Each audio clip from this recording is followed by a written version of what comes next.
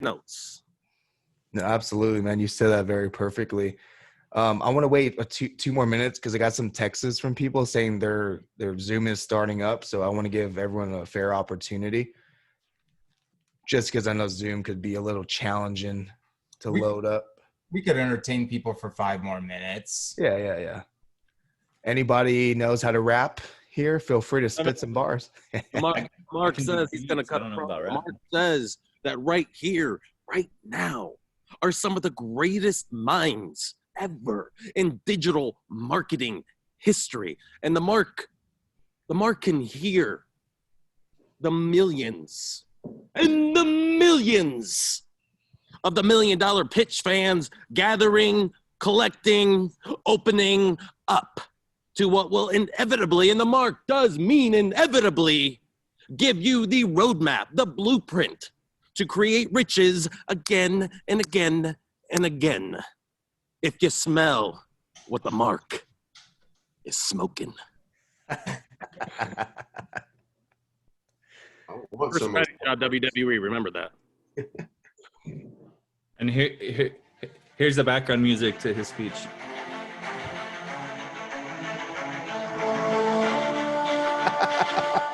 I was trying to pull it up, but you went too quick. That's what she said. Oh. I was muting and unmuting for you, Mark. That was the quickest quip I've ever heard in my life. All right, awesome. We have Juliana jumping in. After we recorded that. I just realized that we recorded that, Mark. I recorded that, man.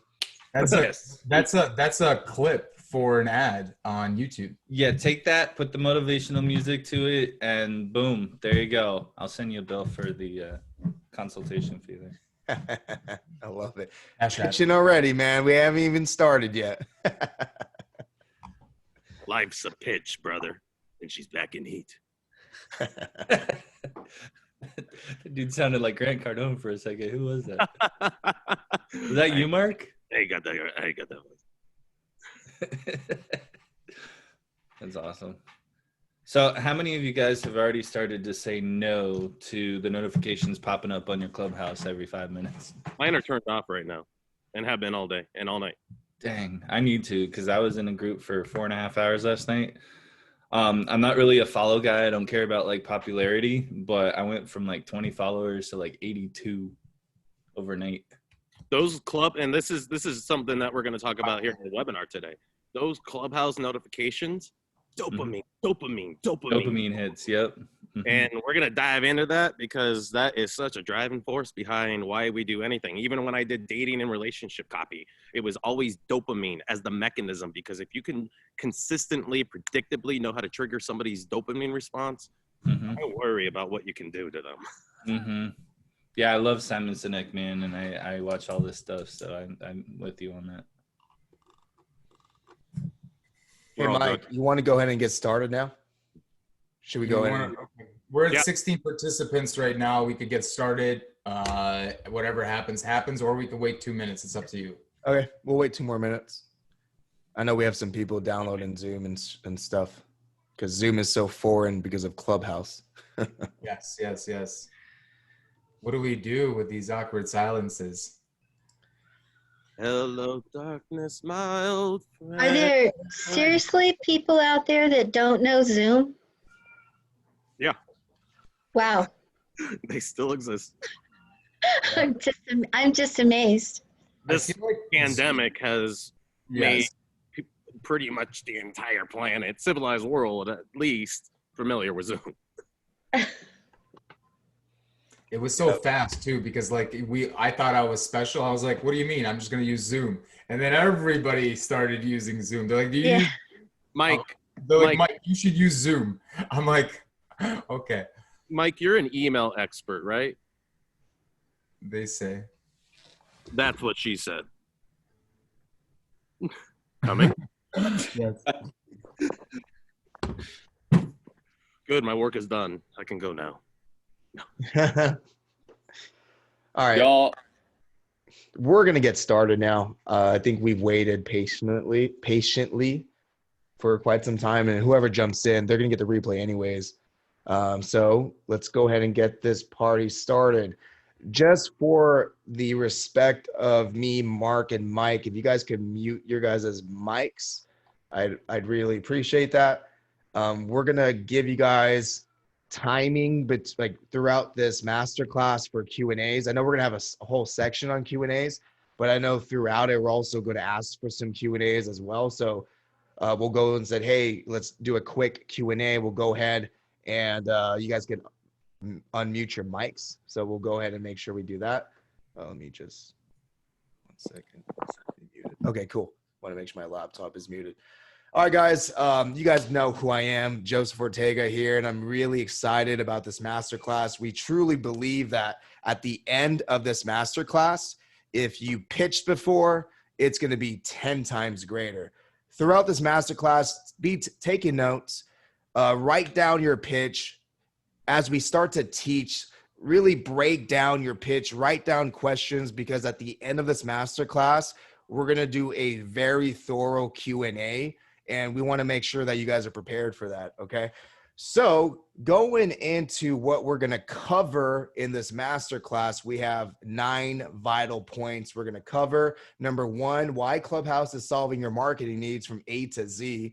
Number 2, traffic building and authority building. Number 3, how to show up and maximize the value you give. Number 4, how to set up a simple funnel. 5, the $1 million pitch framework, which is why you guys are here, and how to pitch in any room. What makes people flock to your cart page. Number 7, how to adjust and deliver your pitch.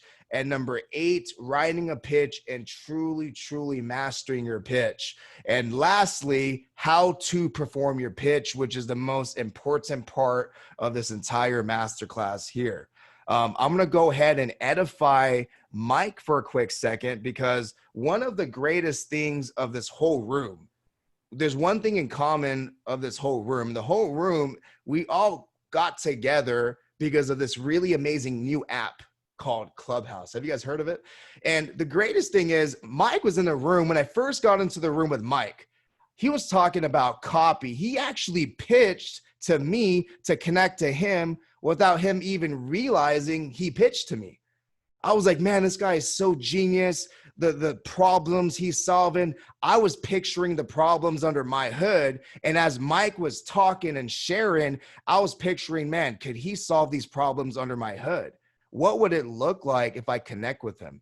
What would the whole, like, how could my business improve if I have a call with Mike, right? And so after, being in that room with Mike, we got connected, we got on a Zoom call, and we built some massive rapport leading to what we're doing today. And so Clubhouse has been a game changer for me. I appreciate the connection Mike and I built together, and we're now partners in many different verticals. One is what we're on here today. And Mike, you are the award-winning pitch writer, man. You are the Shark Tank winner. You are the beast. So I appreciate you, my man. So, hey, thanks, Joe. Clubhouse is an amazing place because I'm finally getting to know my friends on Facebook and Instagram and Twitter and stuff like that. At the same time, the reason why we put this whole thing together is because one night I heard an opportunity, right? I heard an opportunity for people to pitch.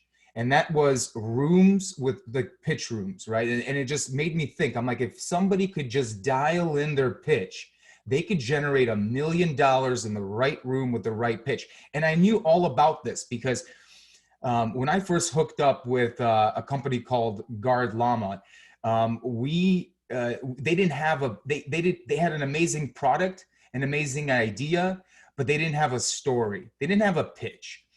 And with a couple of simple tweaks, we were able to close over $500,000 in seed funding. We were able to win almost every single pitch contest we went to. We went to Technori. We went and pitched in front of congressmen in Washington, D.C. And we've pitched at Shark Tank as well, where we took a $100,000 deal from Barbara Corcoran, at which point we actually rejected the deal later on because of different conflicts. With that being said, Just by creating this one pitch, we were able to generate not just the VC funding we needed, but also the client base we needed. We used the exact same story to sell the users on why they needed to buy our product. And that's the type of stuff we're here to talk about today. That's the type of, again, this is only an hour webinar. We're only going to be able to cover the high value ideas. We've put together a lineup of secrets, 21 of our top $1 million pitch secrets. If you guys want to learn exactly how to create the right pitch for your business, please take notes, because some of the things we're going to be saying are not on this slide deck. By the way, at the same time, I think what I'll do is I'll edify Mark, which I think is going to do an excellent job at edifying Joe. Mark Paschetti is a gentleman I've known for many years. In terms of just the direct response space is small. And we all sort of look up to the guys that are getting it done and delivering outstanding results. Mark's a gentleman who I respect a lot because of his humanity. And I think it's his humanity which makes him one of the best direct response marketers in the world. He's generated over $600 million just through his direct response copy on places like ClickBank and ClickFunnels, and just on the internet alone, creating products and sales letters and sales pitches that generate not just sales, but basically connect people to a business for life. He puts a lot of compliance into everything he does. It's very much frameworked. He is the epitome of the idea that the right pitch is not just spoken, it is constructed. And that's what he does. He constructs the right pitch. So Mark, you want to say something? So first of all, Joe and Mike, I want to edify. I want to validate both of you. First of all, leadership is something we're going to be talking about today. It's a big component of being a Clubhouse entrepreneur, using Clubhouse as not just a way to supplement, but I mean, even replace all of your traffic generation needs. And when I met Joe through Mike, and I got to see how Joe shows up, OG, I was shocked to hear today, 25 years old. Makes me feel old. But what he shows up with is the ability to not just help people with their pitches, not just help people perform their pitches, but also help them connect with the people that are going to help them move forward. Like today, if this is something that he resonates with, he empowers business owners, even personally partnering with them. Even this today is a demonstration of that fact. And another component that we're going to be talking about today is showing up, which is vague and kind of abstract. But right now, this is an example of showing up. We put this together in the last few hours because we wanted to show up, and we wanted to make sure that we had something organized that everybody's going to be able to duplicate, to predictably convert, to connect, to get people onto your funnels, to build a brand, to become the symbol of what you solve or satisfy, all things that we're actually going to break down here today. So Mike and Joe, incredible leaders, and I'm really glad that we're doing this today because, you know, here at this ground floor level of Clubhouse, as a fourth grade dropout, as somebody who doesn't have an education, as somebody who never really fit in, one thing I have always appreciated is community.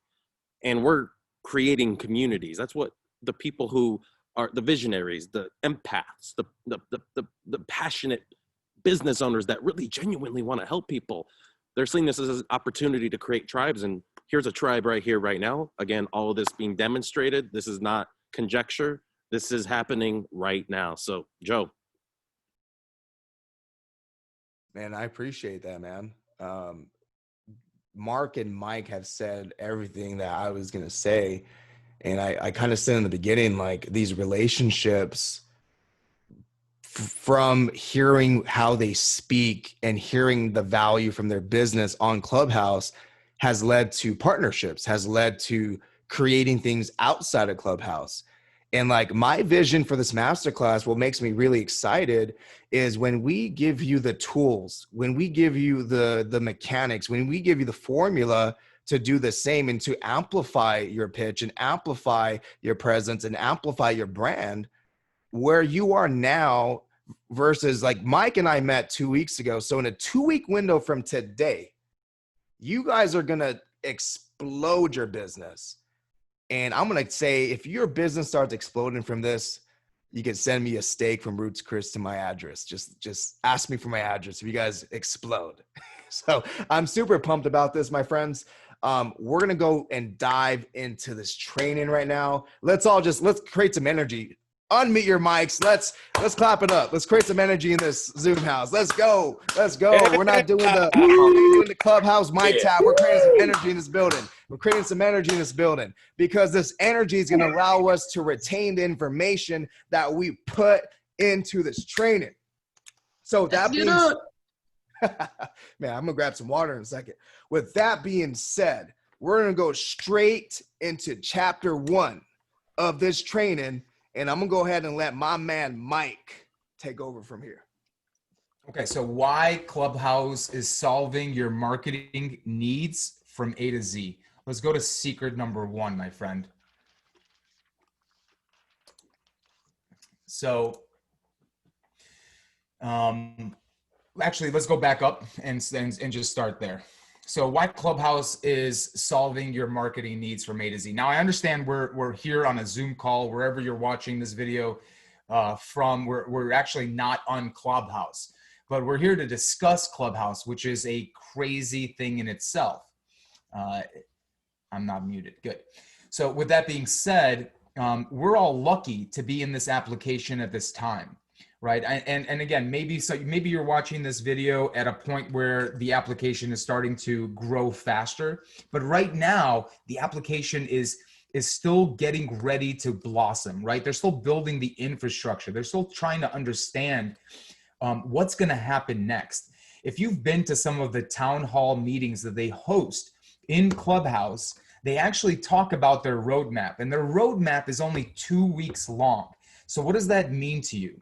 Right? That means they themselves don't know what's going to happen, and they're excited, and they're keeping their ideas and plans open for whatever happens because they're prepared to grow as well. And basically, imagine getting in on Facebook at the ground level, understanding what you know now about social media, building authority, building a funnel, selling things online. Think about it. Before Facebook, people didn't really understand how to build a business and make money online until, all this content started coming up and people started using Facebook as a way to build their brands and generate clients. At the same time, Clubhouse has a similar type of trajectory, okay? Which means if Facebook right now is running 1.1 to 2 billion users on a daily average, right? And here, let me compare something to you. On Facebook, you've got 1 to 2 billion users. On Clubhouse, you currently have 1 to 2 million users. So comparatively, it's tiny, right? And so the average room is still getting only about 50 to 100 to 200 people. However, these same rooms, if you commit to them, when the application begins to grow from 2 million to 20 million to 200 million, your room is going to grow from 100 people to 500 people to 1,000 people on an average day, which means you have to be able to monetize your voice, your pitch, your offer, and Clubhouse is now solving so many different marketing issues. For instance, secret number 1, it's the ultimate traffic source. I've never seen a traffic source that converts at a rate like this. And we've run some tests across multiple different rooms where we just look at our opt-in rates. And literally anybody coming to a page where you're talking, they're just opting in. There's no fallback, right? In fact, we had a surplus in our conversion rate on our opt-ins for for the $1 million pitch funnel.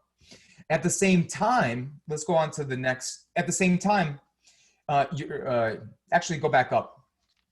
At the same time, the traffic that's coming is super warm. It's warmed up. This isn't the same thing as just targeting an audience on Facebook or YouTube that doesn't have any idea of who you are. These people hear you talk, see your face, see you around, are in your room, click on your profiles, click on your Instagrams, and then they go and convert. So think about that.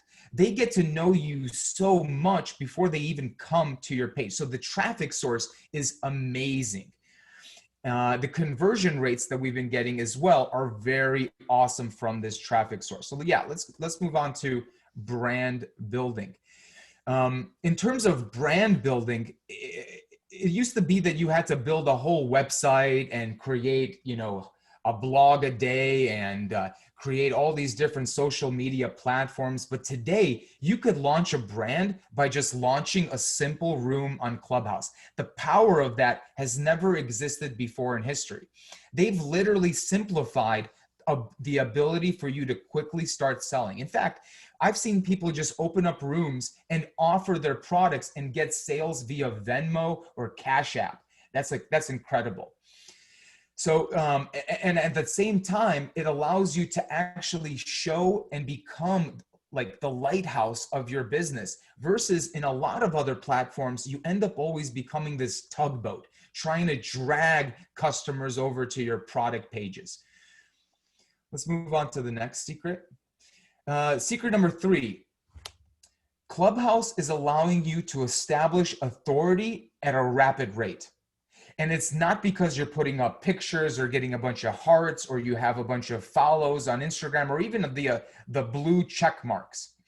Your authority is being established simply because of your voice and what you bring to the table. Your expertise, your purpose, all those things and your story help you establish your authority just by opening up your microphone. That is so powerful.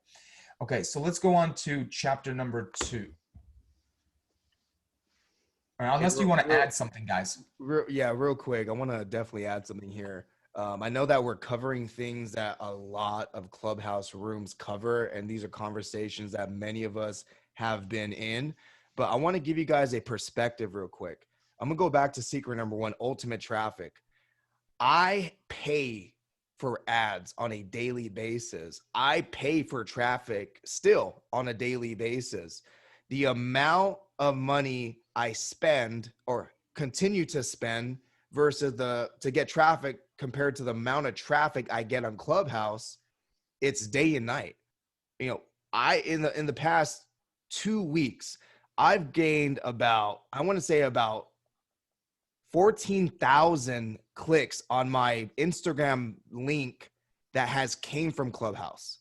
People returning, people going back. My podcast has exploded. My podcast is on my Instagram bio right now. The amount of traffic, and this is quality traffic. This is people that, if I'm running a paid ad, I got to have someone watch my whole video from beginning to end to click on my link and then to subscribe. It's expensive to get that traffic. It's expensive to do it organically also on Instagram and Facebook. What we have to realize is the traffic source that Clubhouse has created is day and night. It's almost as if we're seriously hacking our way to success. So when we break down these Clubhouse principles, don't just take it like, okay, I've heard this in another room. Take it in like, okay, I seriously need to accept this. I seriously need to understand this. And I seriously need to start taking action to apply this traffic. Because this is the beginning of this training, but we're setting the stage because what we want you guys to realize is how to truly master Clubhouse. And we're going to give these principles here. The second thing I want to go over real quick is on the brand building aspect here. Many of you guys have great businesses. Many of you guys have great services. The thing is, you're great, but does people on Clubhouse know you're great? And that's a question I want you to ask yourself as we go through this training, because it's going to tie back into your pitch. It's going to come full circle at the end of this. The third secret I want you guys to also understand is if you have no authority, your pitch does it have authority? Okay. Because if you have no authority, you come into a room, you come into a pitch room and you pitch, chances are people are not going to pay attention. But if you're creating authority on Clubhouse and you're building that presence, when you're in the pitch room, guess what? People are paying attention. People are listening.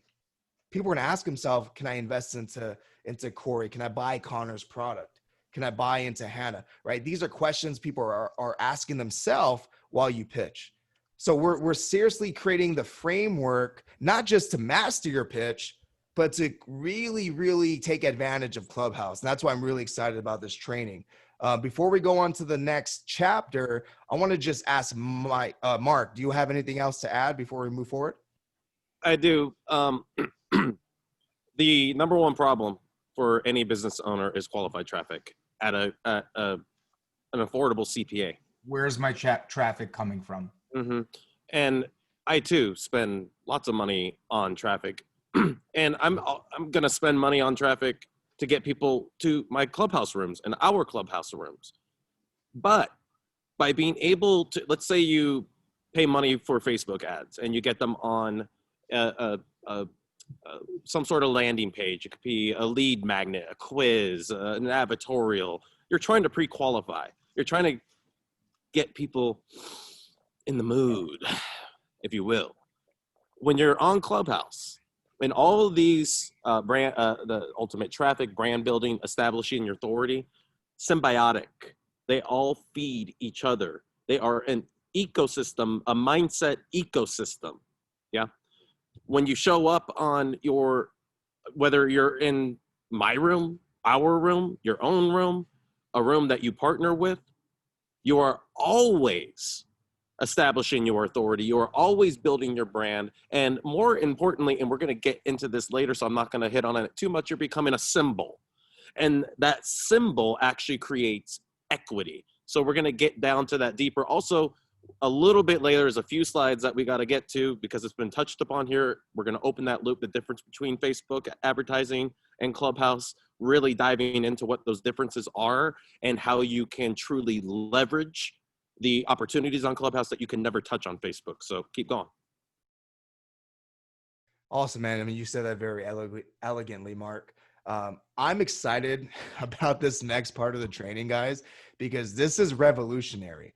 Everyone that's listening in, you definitely need to apply what's going to happen next, because not only have I purchased a bunch of .club domains, Mark has, Mike has, everyone has. The value, I have like 4 domains I bought for $1, and I'm looking at it on my other screen in GoDaddy, and every domain is 5 figures right now. If I want to sell it, I can sell each one for 5 figures. So what we're sharing here is revolutionary. It's digital real estate. It's exactly how you're going to create wealth in this next big bang. So Chapter 2, Section 2, how to set up your .club funnel. And I'm going to go ahead and pass the mic over to Mike. So No everybody's asking, how do you monetize your time on Clubhouse? How do you get a return on your time, on your Clubhouse time? So this is an interesting topic, and this is something I really wanted to solve. I did about 70 hours my first week on Clubhouse just to figure these things out. And one of the simplest ways you could get to $1,000 a day is with a .club funnel. What you do is you go buy a .club brand for yourself that represents obviously your whatever you're selling, your brand, your purpose. If you're just coming up with it on the spot right now, it's gonna be something you want to make sure it's a good smart business idea. But if you've got a business already, it's something that you could turn into a .club and easily start to monetize the time that you're going to be spending in a room, or the time you're just going to be spending in Clubhouse rooms that you don't run yourself. So the .club funnel is a very simple process. It's designed to be simple because you need to be able to execute it quickly, because the opportunity with Clubhouse is going fast. Okay, so you want to take advantage of it as fast as possible, and speed is the #1 currency right now. So let's go to secret number 4. And this is, I'm basically going to break down how this funnel works. And it does all of the things that we just talked about in chapter 1. It allows you to get traffic. It allows you to build your brand, and it allows you to gain authority. Okay. So the first thing you're going to do is you're going to create a room. Your room is going to represent that brand, that authority. And it's also going to allow you to just talk and create content. And that without actually having to write anything or plan anything, not even plan too much. You can invite a few people and start interviewing them or asking them for advice. And we'll get into more details on what you can do with that stuff in a minute. But let's go to secret number 5 so that we kind of break down this. Mike, go back, creating rooms. Do you guys want to go secret by secret and just see if we have anything to add, and then we move on? It sounds so simple. Oh my God. Clubhouse. Create a room. Huh. Isn't that the whole thing? Right? Okay, wrong. Here's the reality. You ever thought about how you enter a conversation? You know, you're walking up to somebody at the coffee shop. What do I talk about? Hey, how you doing? Oh man, I was blah, blah, blah, blah. We get to enter the conversation however we want. Same with sales.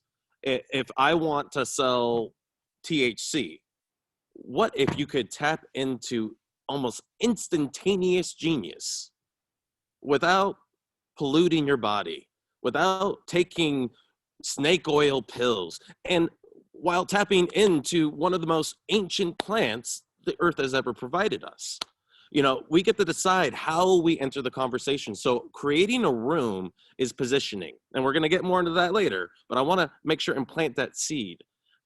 Our room, $1 million pitch room, that was our positioning. So when you're creating a room, you're positioning yourself in a conversation, and you're becoming the leader of that conversation, which we're going to hit on later. That was my piece. Yeah, and to tie it back into what does it have to do with the .club domain? Well, if you notice in our rooms, we put $1 million pitch .club as the title. So when you're presenting, let's just say this is something I coached someone on. They actually did it. It actually generated a ton of money. This is what they did. They did, like, let's put in perspective, $1 million pitch .club, put that as a domain name, add some emojis, make it look fun, right? They started a room where it's content driven. Let's say millionaire mindset. We're talking about millionaire minds. We have other people coming in, adding value, adding to the conversation. Throughout the duration of the room, the person hosting it goes, hey guys, if you're listening in and you're in the audience and you love where this conversation's going and you would like to purchase a course that expands this conversation and you would love to really have that millionaire mindset, all you have to do is go to $1,000,000pitch.club right above my head. The course is 90% off. So what you're doing is when you actually drop your offer within the room, you're just sending them to the club domain right above you. And it's easy for people to go from that club domain and register. So this is something you got to do very discreetly. The rooms you create to build your authority, to build your influence is value driven, but you say in a way where, because people in the audience, you're not pitching this to the people in the panel. What you're doing is you're pitching this to the people in the audience, and we're going to get there, but people in the audience, they're listening in. And there was something said in the Clubhouse room a few days ago is people come to a room with a problem, and if they can't pay for the solution, they're leaving your room still with the problem, because people who pay attention. Okay. That's why you guys are here. You paid to pay attention. That's why this ain't free, because we're not going to give you actionable information for free because you ain't going to do anything with it. So in your own business, people who pay attention. That's why it's going to be vital moving forward that you have these .club funnels, because it's not a transactional sell. It's a transformational service. Okay. And we're going to cover that in a second, but I wanted to highlight that because the importance of leveraging the .club domains is to put you in position to create a transformational relationship with someone in the audience that needs your value. So we'll go ahead and move forward. So just one more thing before we move on. Something to add as well. I just wanted to say that in terms of traffic, right, the room gets a certain amount of audience members to it. If you keep it open for a certain amount of time, there's people coming in and coming out. That means there's more than just there's more people actually listening to you than you think. You might have, if you keep it open for an hour, and you average like 50 to 100 people right now, in terms of audience members, you still might have seen maybe 500 people throughout that hour or 2 hours, just from people popping in and out and in and out. So with that being said, once the application grows, it is the room that generates more audience members because of the fact that the application just has more people on it, right? If there's only 1 million people on the application right now, there's only so much attention to go around. You add another 20 million, 200 million to the application. Now people are looking for where to go, and people that are going to relate to what you've got, right? If you're taking up 100 people out of 1 million right now, right? How much is that going to, it's going to be 20 times more when it's 20 million, 200 times more when it's 200 million. So the traffic is naturally going to come from that room. Your authority gets built on that room's growth, especially when you get it started right now. So you guys actually being on this call right now are in a very amazing position to take advantage of creating very smart branded rooms and attaching them to what we are calling a .club funnel. And what we're describing to you in the next secrets is actually how to create this funnel. And a funnel is just a process by which people get to know you and your products and your offers so that they can purchase, so that they can make a decision. And in case you didn't know what a funnel is, that's what we are basically helping you build and what we're describing as we speak. Mark, do you want to add anything before we move forward? Yep, just one more thing. The .club, there's a brand piggybacking. So when you do a .club, it takes the branded continuity of Clubhouse and it shines it. You get associated with that in the brand that you create .club. So that's huge. It's just like on YouTube advertising, if you think about it. You can piggyback on certain videos, certain brands, certain offers, so that the people who are already in that, psychologically, they've taken them down that buying cycle, you get to join them right there. Instead of a pattern interrupt on Facebook on the wall while somebody's just like, sure, I'll click that. Boom. And you just lost $6. So, and that happens times 100. This is totally different than that. So you want to create that brand congruency, continuity. You want to take your brand, associate it with Clubhouse, take it off of Clubhouse, then it's all about your brand. And then the cycle of Clubhouse, your brand, cycle, Clubhouse, your brand, everything grows and elevates, right? It's symbiotic. Yeah, absolutely, man. You said that very beautifully. Let's move on to secret number 5, crafting your bio. Why is your bio important? It is everything, guys. The one thing I want to say here is I've recently changed my bio. I had this bio I leveraged on like other networks and it wasn't really mindful. I didn't really put thought into it until Mike and a few other copywriters, friends of mine, were, hey man, you got to change your bio. You got to make it more strategic.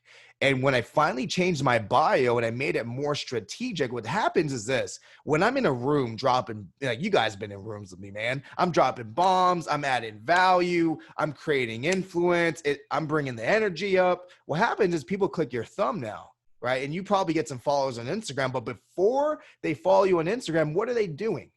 They're reading your bio.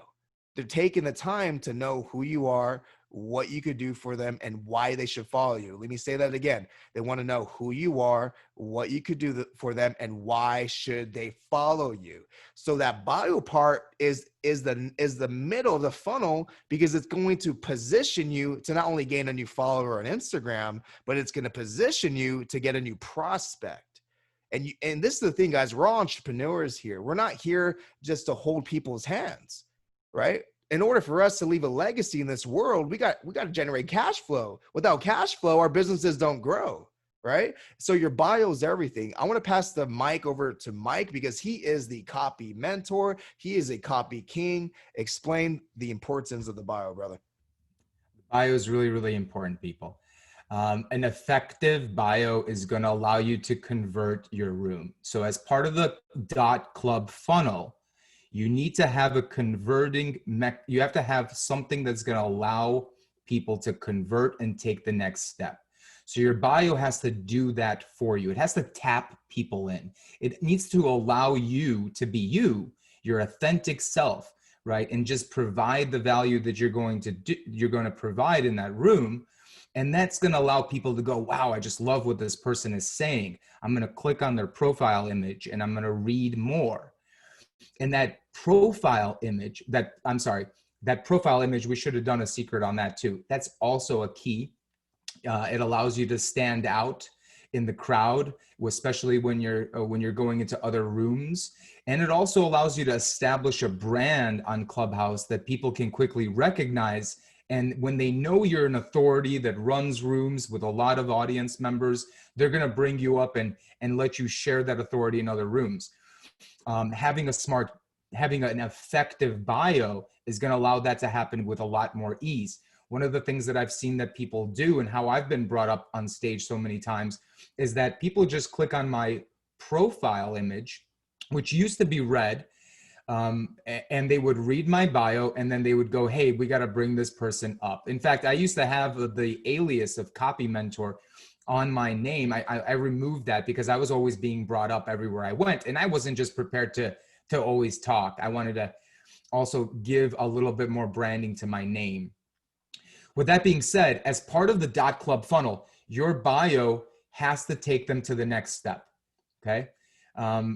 We're going to, and the pitch that we're going to help you craft is going to play a very big role in what that bio is going to be about. In fact, you could possibly take that same pitch that we're going to help you write and use the framework to adjust your bio right after we get off this call.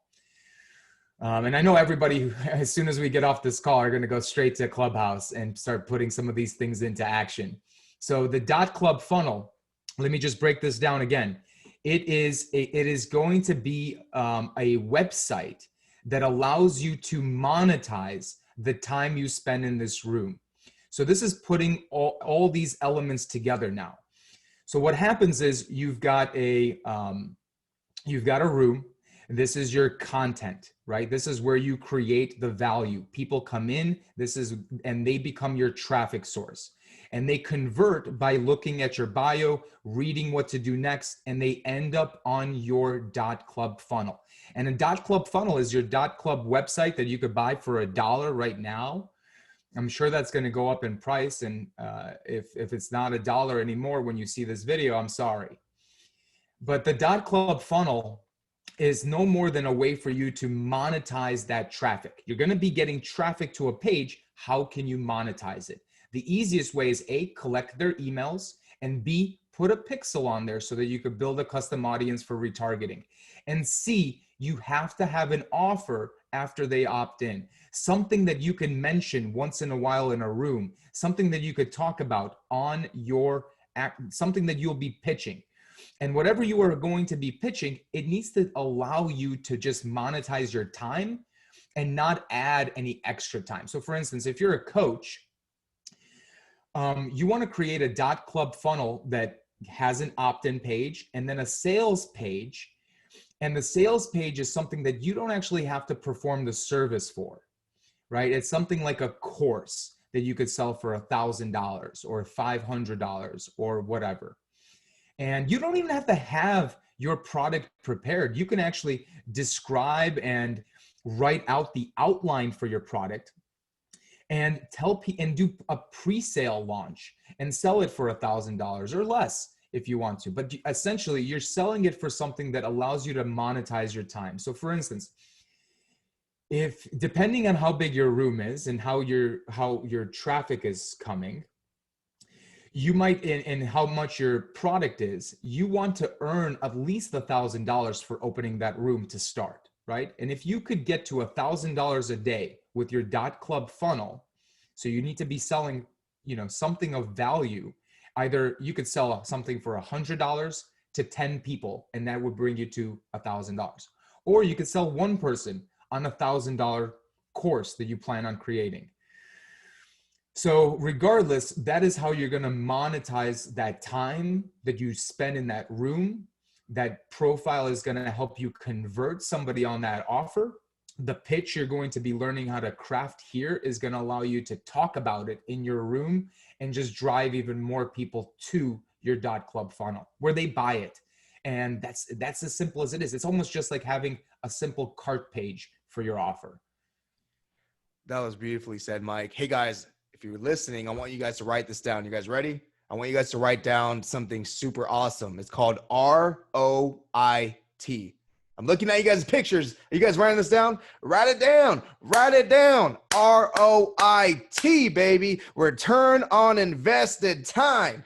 A lot of 99% of entrepreneurs focus on one thing. They focus on return on investment. The thing that we focus on, because we value time more than money. Are you getting a return on invested time on Clubhouse? I mean, I don't know. I probably spent like 80 hours the past 2 days on Clubhouse, right? Are you getting an ROIT? Okay, that is something that my mentors teach me, that I live by, that Mike lives by, that Mark lives by, is we value our time. That, hey, yes, Clubhouse is a community-focused, value-driven platform, but we're entrepreneurs. And it's a disservice. Let me say this because it's super important that many of you need to hear. It is a disservice to not sell your stuff on Clubhouse, because there are people, and I said this earlier, they come into your room with a problem. Are you letting them leave with their problems? Okay. Are you letting them leave with, and this is actually what's happening, guys. For those who are not like putting offers, this is what's happening. You're creating rooms, you're offering amazing value, you're nurturing the audience, you're solving objections, you're giving them vision. And then the next person who's not you pitches what you could have pitched them. You're nurturing, you're warming up an audience for someone else. And that's what's happening. You're increasing the ROIT for someone else. And so this is something I want you guys to eliminate right now. Stop focusing on the return on investment on certain cases. Eliminate the idea that you can't sell something on Clubhouse, and acquire the mindset of, I'm going to now get a return on my invested time, because this whole presentation will allow you to do that. If you're not going to serve them, somebody else will. And that's probably the most important point you could take from there. That means you got to learn how to pitch and monetize your platform as soon as possible. Let's go to the next. This is, who's this? Joe. Yep. All right. So chapter 3, section 3, this is super valuable, especially if you're somebody who wants to acquire leadership authority on Clubhouse. How to show up and give the maximum value on Clubhouse. Secret number 7. I'm going to let my man Mark take on this because he has some value he's about to drop right now. I work with a lot of top entrepreneurs and copywriters. And I'll start with copywriters. A lot of copywriters have that junior mentality. They need to be told what to do. And that turns on nobody ever. What people are looking for are authorities, yes. But what does that really mean? Let's break that down. Well, leadership is a huge part of that. You're the one who sets the tone, who sets the pace. Remember what I talked about positioning? Sets the conversation and where you're entering the conversation. Don Draper said in Mad Men, people want to be led so badly it hurts, something like that. They want to be told what to do.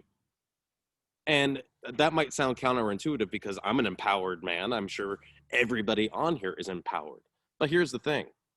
And we're going to get down into these elements later, when people can empathize with you and see themselves in you, then you're giving them an opportunity to get the help that they really want. That's what part of showing up is. And when you show up as a leader, as somebody who knows what you want to say, why you want to say it, why it's of value, how I can apply it, why it works for me, what are the things that I can look for in my life that'll be different in 2 weeks, like what Joe talked about 2 weeks ago. None of this existed. 2 weeks later, here we are. That's what happens when you take the leadership. Also, just to piggyback a little bit on the time investment, your CPAs here are your time, CPT, cost per time. Now, the time that you invest is going to exponentially grow because you're building a brand, you're building authority, you're building more offers, you're building lifetime value. What you can do is unlimited and unfathomable. And it all starts right here with being a leader. And that, believe me, more than anything else, being the leader of your own attention. Focusing on the things that you're going to get the most ROI from. Remember, get shit done? Well, get the right shit done. And for the rest, focus on your lane of genius. That's what's going to give you the most confidence as the leader that you are. And then that grows. Beyond Mike, just I want to, you're by the way, Joseph and Mike are incredible leaders. They show up as leaders, and that doesn't always mean telling people. In fact, oftentimes it doesn't mean telling people what they want to hear. I need you. Okay, I need you to stop. I'm just going to cut you off. Because like things like that when Mike intervenes, tough love, and that tough love is not coming from a place of you're not of value, you're not doing good, or whatever it is. It's okay, let's reset. There are specific things that are going to work again and again and again. We're going to show you those things, but if they're not coming through, we're going to give you feedback and then come back and do it again. That's what a lot of you have done in the rooms. But that leadership is what created this whole paradigm that we're sitting here experiencing right now. That's what leadership does. It moves mountains. But remember, it always starts with being the leader of your own attention, because you're always becoming where your attention is right now, whatever that story is, and results don't lie. But remember, reality always appears as a question mark. It's always asking you, do you want more of this? You answer with your attention. So that's why it's so important to be the leader of your attention. Does that make sense, guys? Of course. And it's not just you. When you're the leader, you might not notice it, but people follow people because that's what people do. And you might not know you're the leader until you are already leading people, right? You just have to step into that role. It's probably already inside of you. It starts with, creating a room, going up on stage, deciding to talk, becoming a moderator. Let's get real. It starts with guts. It starts with having the passion and the purpose.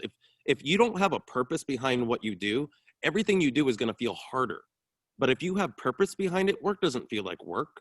Running rooms doesn't feel like work. It's fun. And that's how you build brands. That's how you build businesses. That's how you build followers. Correct. And people that will not just listen to what you have to do, but do what you're talking about. And that's the most important thing. There's a lot of people that just listen to people, and then there's people that do what people say. And that's what leaders command. And I think we're going to move on to the next one. Go ahead, Joe. Yep. Awesome stuff, guys. So secret number 8, I'm very passionate about this, because you could be a really great leader, but if you don't know how to move the rooms, if you don't know how to create conversations, if you don't know how to support others through your leadership is going to decline. So let me give you a great example. If you're hosting a room and you have other people in your room and they're creating conversations and they're, going off topic, if they're, kind of taking control of your room, you got to know how to respond. And you got to know that, hey, this is your environment. This is your room. You're showing up to give maximum value. And through your intentions, that's where the room goes. Have you ever noticed in certain rooms where the conversation's all over the place and it's not stacking value? You kind of feel like you're wasting your time in this room. That's what happens with poor leadership. In rooms with great leadership, you notice that the conversation is stacking. People are piggybacking. The host is allowing people to chime in. The host is stopping conversations from directing in different paths. You have to understand how to navigate rooms, how to navigate conversations. How do you not only lead through what you say, but how do you make other people lead through your leadership? Because there's also certain mods and people in the audience who would chime in, who would see your courage and saying, hey, Joe, I appreciate what you're saying, but out of respect of where this room is going, let other people talk and add to what Mark is saying. I hear this all the time. And as someone who listens in rooms, I appreciate that because I'm taking notes on what people are saying. And I'd like to expand. I like to stack the information I'm listening on a certain room. So how do you do that? Number one, you have to have courage and know that you're the one setting the stage. Okay. People are following you and you're letting your followers also lead by your leadership. And I'd love to hear from Mike and Mark to add to where we're going on with secret number 8. Can I just respond to that? I don't know if you guys ever heard of Cesar Millan. He was known as the dog whisperer. One of the things he talked about in his book, and that's very true in a pack, but it's also very true in the human interaction and collaboration, is alpha. And that's another form of leader. And also, well, I'll tie it to the how to respond. Alpha is not, well, let me tell you something, dude. It's not tough and rough and I'm gonna, mess you up, whatever. Nah, the alpha is the calm, confident center that relaxes everybody. If one of the dogs in the pack is unstable, an omega trying to be alpha, whatever it is, the alpha turns the wolf on its back, puts its mouth on its throat, and just puts a little bit of pressure. And all it's doing is holding the space for the other dog to calm down. When the other dog stops resisting and submits, then he releases the grip and just goes to the front of the pack, and everything goes as long as usual. Because he's holding the space. The alpha, he or she, holding the space. Joe holds the space. And that alpha energy, that leadership alpha energy, that calm in the storm, allows him to easily respond and then help other people chime in so that they can respond, helping them become the leaders that they are. So now he's surrounding himself with leaders, which I want you to talk, but it also segues easily into the Secret 9, but hit this one, Mike.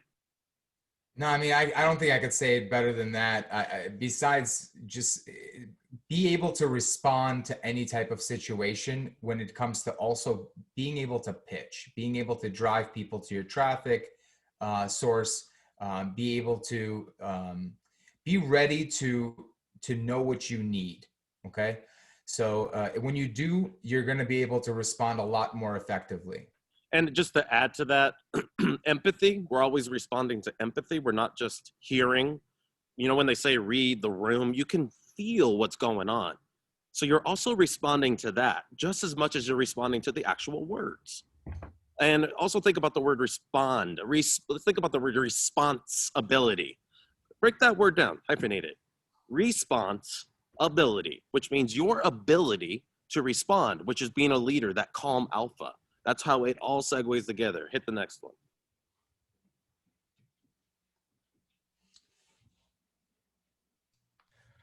All right, guys. Secret number 9 to wrap up chapter number 3 in our training is really putting yourself in position with other influencers, other moderators, other authorities, other leaders. Because the thing about this, what I've realized is when I'm leading a great room, and people are truly transcending in the conversation. And when I end that room and I pop into another room and I see other leaders who were in my room, they would mod me up. My influence would grow based off their authority as well.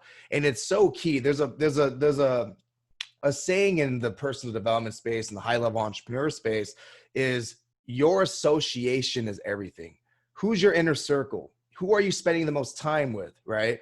But in the sense of brand building, in the sense of authority, where is your brand associated with? If you ever go to a mall and you go to a high-end mall, is Louis Vuitton next to Skechers? No, no, they're not. They're next to Prada, right? If you ever go down the car, the dealerships, is Porsche next to Toyota? No, because the association between these two brands is significantly different. So if you're not surrounding yourself with other leaders, other authorities where your brand could build off of, your brand value is going down, right? Because that's the biggest thing is if you ever look at like these bigger rooms with the Grant Cardones and, these big mega brands, all the mega brands are with each other for a reason. Okay. Success leaves blueprints. They're surrounding themselves with other authorities, which just elevates their authorities. Now we're all growing to that stage. So what can we do now ourselves? Well, we could surround ourselves with other people in the caliber of where we want to go. Okay. We got to be very, very strategic with who our association is, because it will either build our authority or it will destroy our authority. And if Mark and Mike want to add to this, you guys feel free. Why is this a secret? It's because there's never been an opportunity like this right now to surround yourself with authorities and influencers than ever before. If you think about it, think about how you, I'm sorry, I've got water pumping. Can you guys hear that? You don't hear water? No, we do, but I hear it's all good though, man. Keep going. Okay. I'm gonna go silent for a second. Just gonna say, just to piggyback on Mike, when you if you have a .club, you're piggybacking off of Clubhouse branding. You're integrating your branding so that there's immediate association, congruency, and continuity in the funnel, right? When you surround yourself with other authorities, the three of us are an example. We help run the room together. Our authorities are intermixing. We're all building each other. We're all building our brands at the same time individually, and we're creating offers that we individually and collectively get to benefit from. So, when you bring on people into your room, you get to piggyback off of their brand. They get to piggyback off of your brand, while we all get to piggyback off the Clubhouse brand and our .club funnels. Pretty much, I think that sums it up. And if I could piggyback off that really quick, Mark, so one of the easiest ways to surround yourself with authorities is literally just connecting with people that are already on the platform right now. It's like so simple.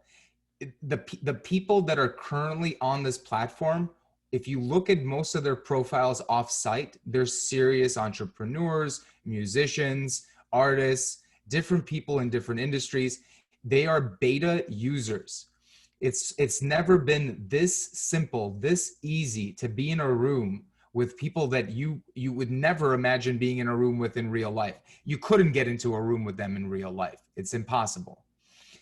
And when you get an opportunity to talk in a room where there's an authority, you have to be able and be ready to respond. So a lot of these things and a lot of these ideas are building on top of each other. Absolutely, man. So we'll go ahead and move forward here. And just so you guys know, if what we're saying resonates with you and maybe you have a question, definitely write them down. And we have a Q&A part of this training. And I know we're going a little extended. Trust me, guys, staying with us for a little bit longer is going to be absolutely worth it. So going into section 4, chapter 4 of our training, and this is super awesome, is how do we then make irresistible offers? This is the next part here. I'm going to go ahead and let Mark take over now. So the irresistible offer encompasses a lot of things. First of all, specificity, having high value and being able to easily communicate that incredible value. When we get into, I think it's the next chapter, we'll get into the actual elements that make up these irresistible offers. But if you go down to the first secret, what's in the box? Have you guys ever watched the movie Seven? Brad Pitt, Morgan Freeman, Kevin Spacey, even though Kevin Spacey, I don't know. I don't want to think about what he did. What's in the box? Brad Pitt. What's in the box? What's in the box? It was Gwyneth Paltrow's head. But that is so important and so glanced over. I'm going to actually kind of be self-deprecating for a minute. When we set up this funnel, what is in the box wasn't really spelled out. Our authority wasn't there also to piggyback off very much, not that, but what's in the box. So when people buy something, a phone, THC, they want to know exactly what it is, why they're getting it, what it's going to do, why it works for me. So when you think about your offer, you need to write down every single aspect. For instance, let me just give you ground this conversation down. I'm about to launch a product called the Tesla Code. And the Tesla Code is binaural beat brain entrainment technology. And so what does that mean?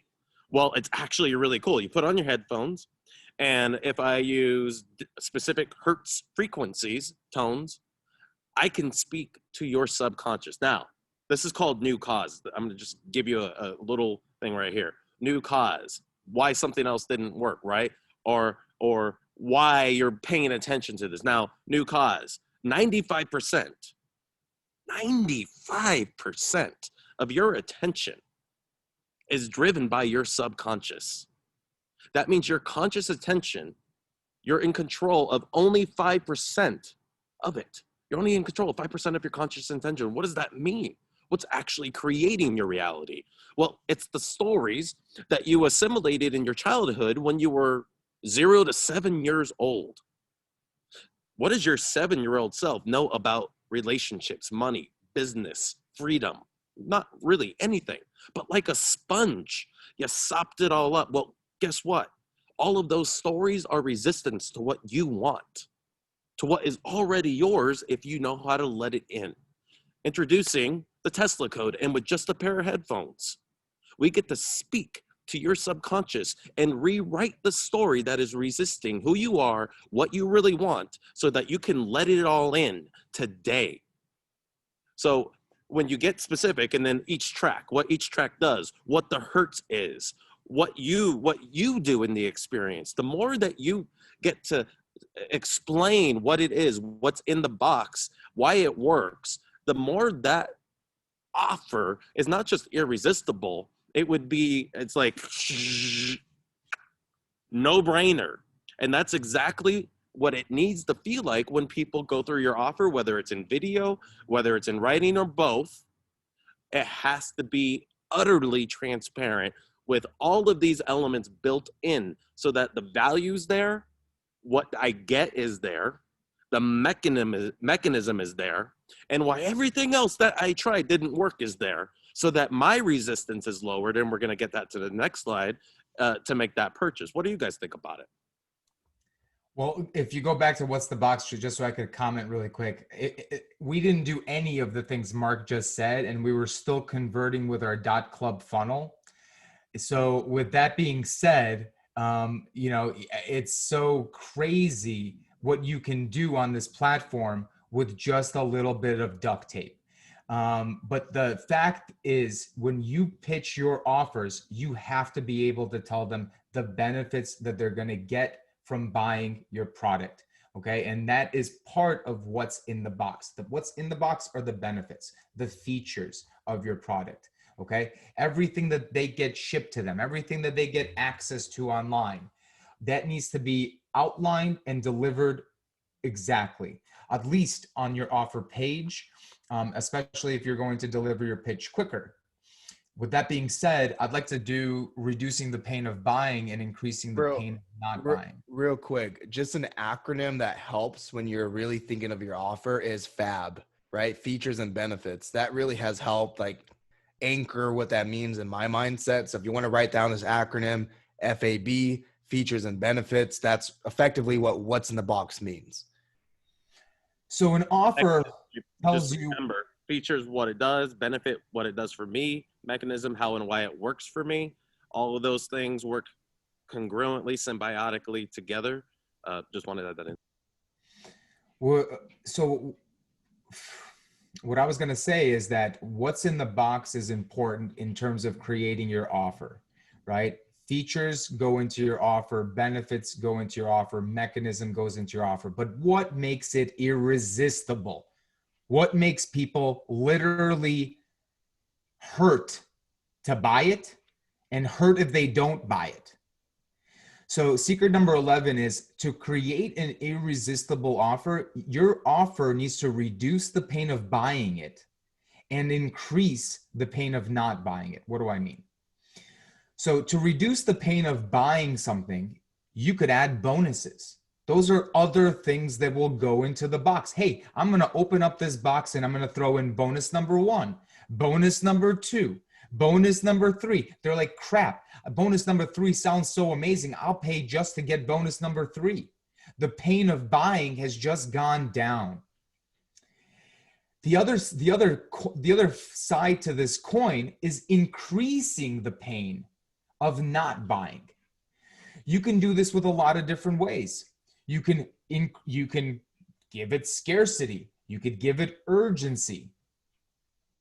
You can add, Mark, do you want to add some stuff in over here?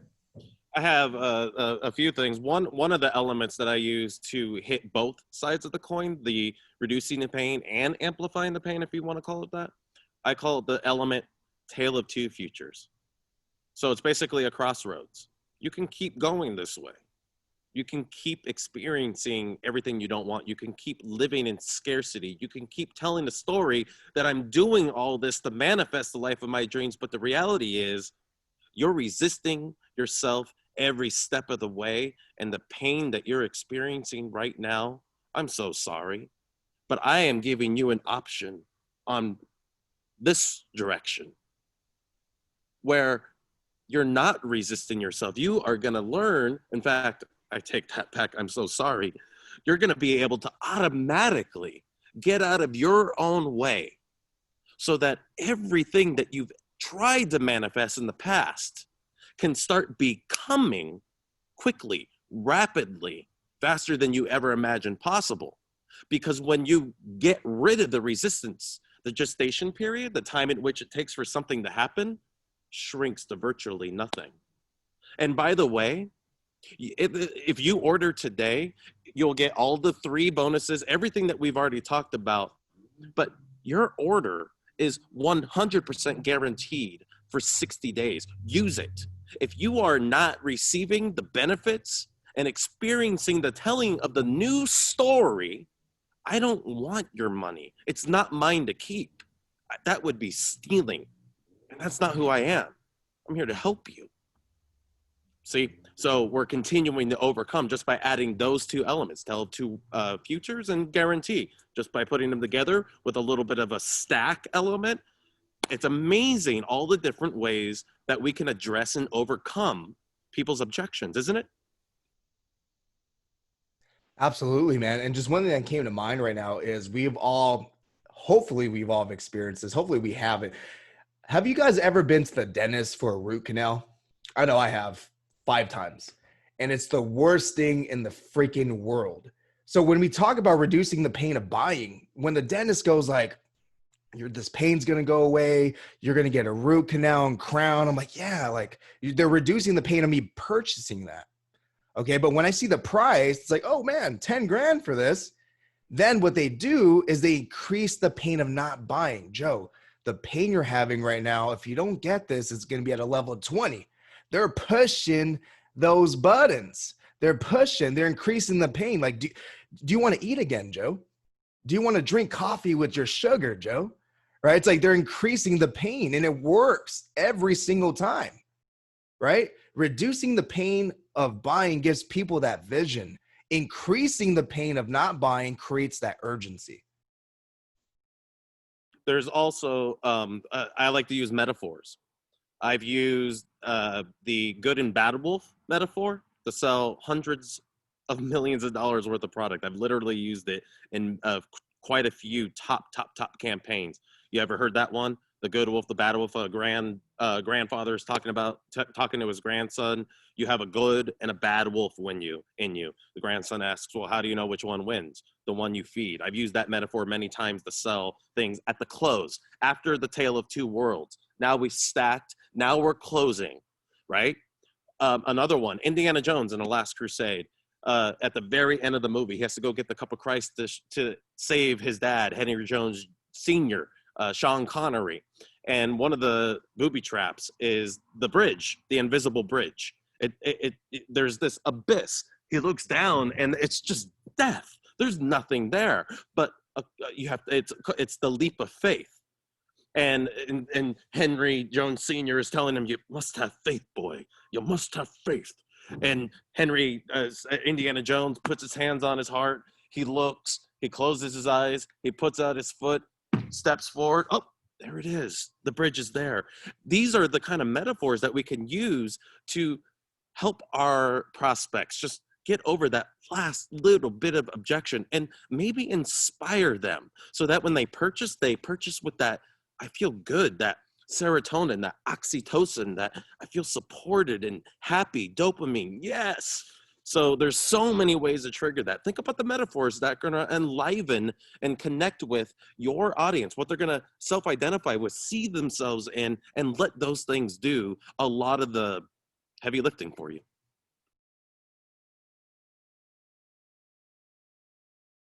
Absolutely, man. Let's go into secret 12. I'm gonna go ahead and let Mike take the lead on this. Go for it, man. Yeah, so asking for the sale. This is as simple as it sounds. If you don't ask for a sale, you don't get it. And this is probably one of the most missed opportunities that we want you to understand, that if you're coming with like you have a business, you do a product or a service, if you don't ask people to take advantage of it and buy it, you don't give them a call to action, they're not going to do anything. They're not going to know what to do. Why do you think most sales letters end with, what do you do now? What to do next? Here's what to do next. Here's your next step. That's what they're doing. They're telling you how to pay for this product or service you're already sold on. Mark, do you want to add anything? Just quickly. One of the hardest things to do for a lot of people is ask and receive. It's like, I have all this value to give and it feels so good to tell you about it. I love helping people. Okay, how much does it cost? What do I give you? Well, yeah, I mean, it's kind of hard to explain. No, you have to be able to very transparently ask for what you're worth, ask for what your offer is worth, because you've already told that value, right? You've already overcome so many of those objections and connected in such a hyper-connected way. So the next obvious thing to do is ask, because they need to receive and you need to receive. It's an exchange of energy. Stop thinking about it as selling. It's an exchange of energy. That money is energy. They're exchanging that money energy for all the time, energy, effort, genius, experience, story, whatever it is that you've put into creating that offer. That exchange of energy is probably nowhere near what your offer is actually worth. So believe in it. Believe in yourself. Believe that it's worth it, and easily receive. And focus on what matters most, helping people and helping them get the value that they're paying for. That's where your attention is.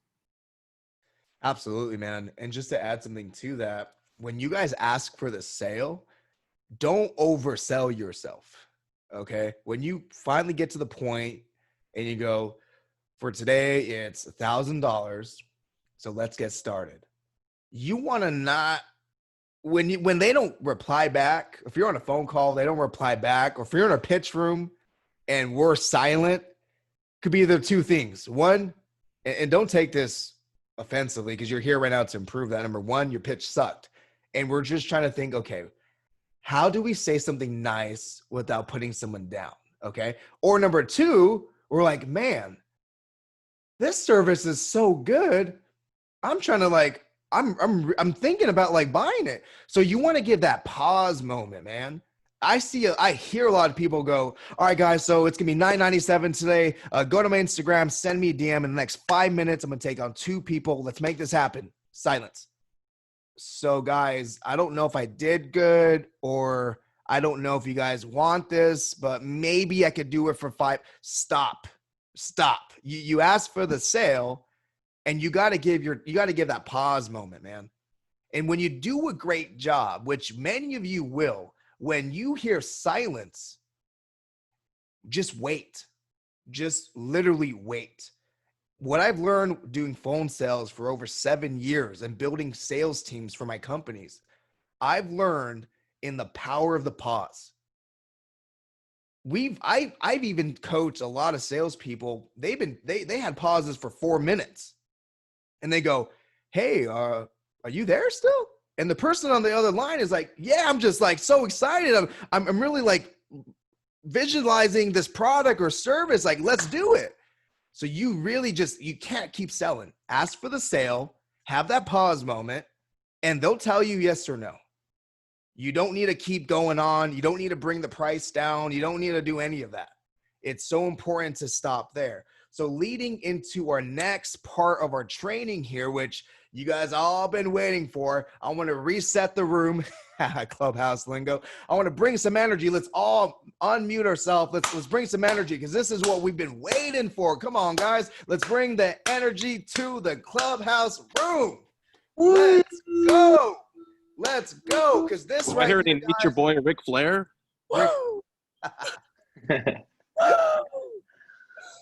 We got Ric Flair in the building. Absolutely love it, guys. So this right here is the framework to the $1 million pitch. How to pitch in any room, including yourself. This right here, it's about to go down. So Mark, go ahead and take secret number 13, man. Story. My favorite thing in the whole wide world. Let me tell you why. I get giddy over this stuff. I mean, a little, remember, I'm a 4th grade dropout, right? I don't know shit from shit. That's just the reality. However, what I do know are stories. What I do know is how to be a storyteller. Our stories are full of symbols. They're full of association, identification factors, ways for the people that you want to help to go, oh, that's me. Yeah, that's me. And when people see those symbols of your story and they get to associate themselves into that, they're doing, again, all the heavy lifting for you because the symbols are putting them in that space and time and that essence and that in the buying mindset. Why? Because of connection, because of empathy, because they feel validated, they feel seen. Now, everybody on this planet, you could be in Australia, Japan, I don't care, Antarctica. We all speak the language of story. It is everything that we talk about. It's in a story. If I talk about my mom, it's a story. If I talk about my dog Tuna, it's a story. If I talk about the life of a 15-year career being a copywriter, it's a story.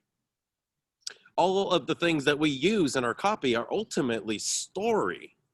And it's those associated when you get to, like one of the most powerful things that I do is the interview. A lot of people don't, oh, my story's not worth anything. And then an hour later, oh my God, I never knew there were so many golden nuggets. People are going to love this. This is exactly what I am here on this planet to do. I am psyched. I'm excited. And then that person you're telling as the business owner, you're telling that story of success. Because remember, we all, even the richest people in the world, we all deal with scarcity. And allowing scarcity to get in the way of or push away, resist everything that we want and keeping us stuck in the things that we don't want. Those are archetypal stories. There's the hero's journey, rags to riches, Rocky Balboa. What's your story? And what aspects of your story are going to hyperconnect? In other words, allow people to self-identify and see themselves in your copy, in your marketing, in your pitch. Does that make sense, Joe? Yeah, absolutely, man. And one of the things when I'm listening to pitches over the past few days in their pitch room, people often hide their story in their pitch. Like there's a lady whose son invented a product of hers, but she didn't bring that up until like the end of the pitch. If you start with your story, it's like, hi, my name is Joseph Ortega, and who here has a son? Anyone here have a son? Anyone here's son is so creative? Well, I'm so proud because my son invented one of the world's greatest apps called Clubhouse. I'm just giving you guys an example here, but your story is how people relate to you. Your story humanizes your pitch, because although you're pitching, you don't need to sound salesy. Your story humanizes your pitch to create an authentic environment when you do pitch. Mark, you want to add on to that? Yeah, because and recondition 101, we're not selling. I mean, yeah, we are, but really at the end of the day, we're connecting. And what is going to connect is what moves money, is what moves mountains, what makes you into an authority. It's what turns you into a brand, turns your brand into a symbol for what you solve or satisfy in your marketplace, turns your brand into something that exponentially grows and scales because it's evergreen and more people are getting on board while you're continuing to grow the lifetime value of the people that got in the beginning.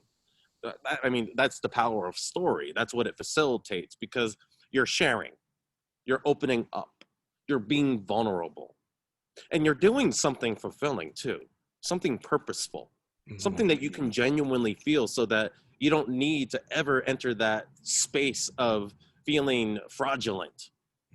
You're not fraudulent.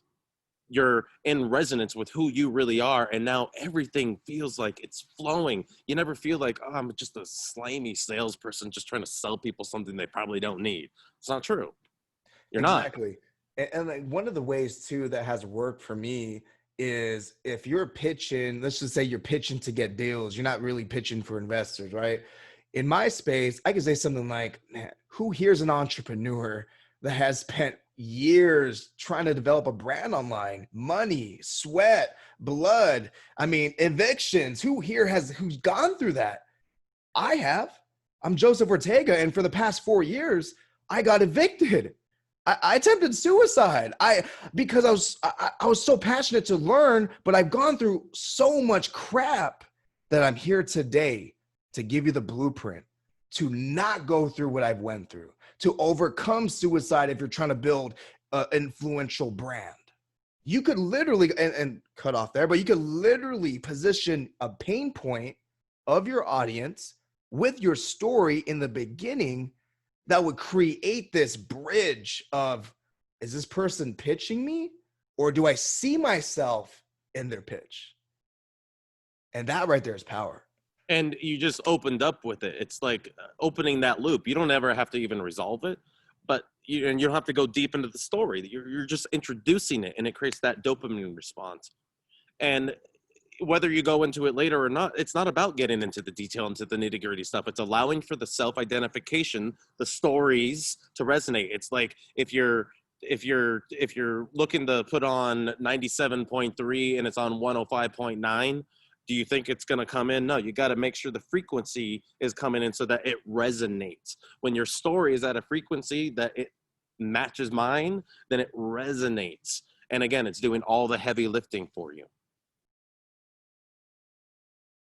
Yep. So guys, if you're listening here, definitely start taking notes. Ask yourself, why are you doing what you're doing? What's the real why?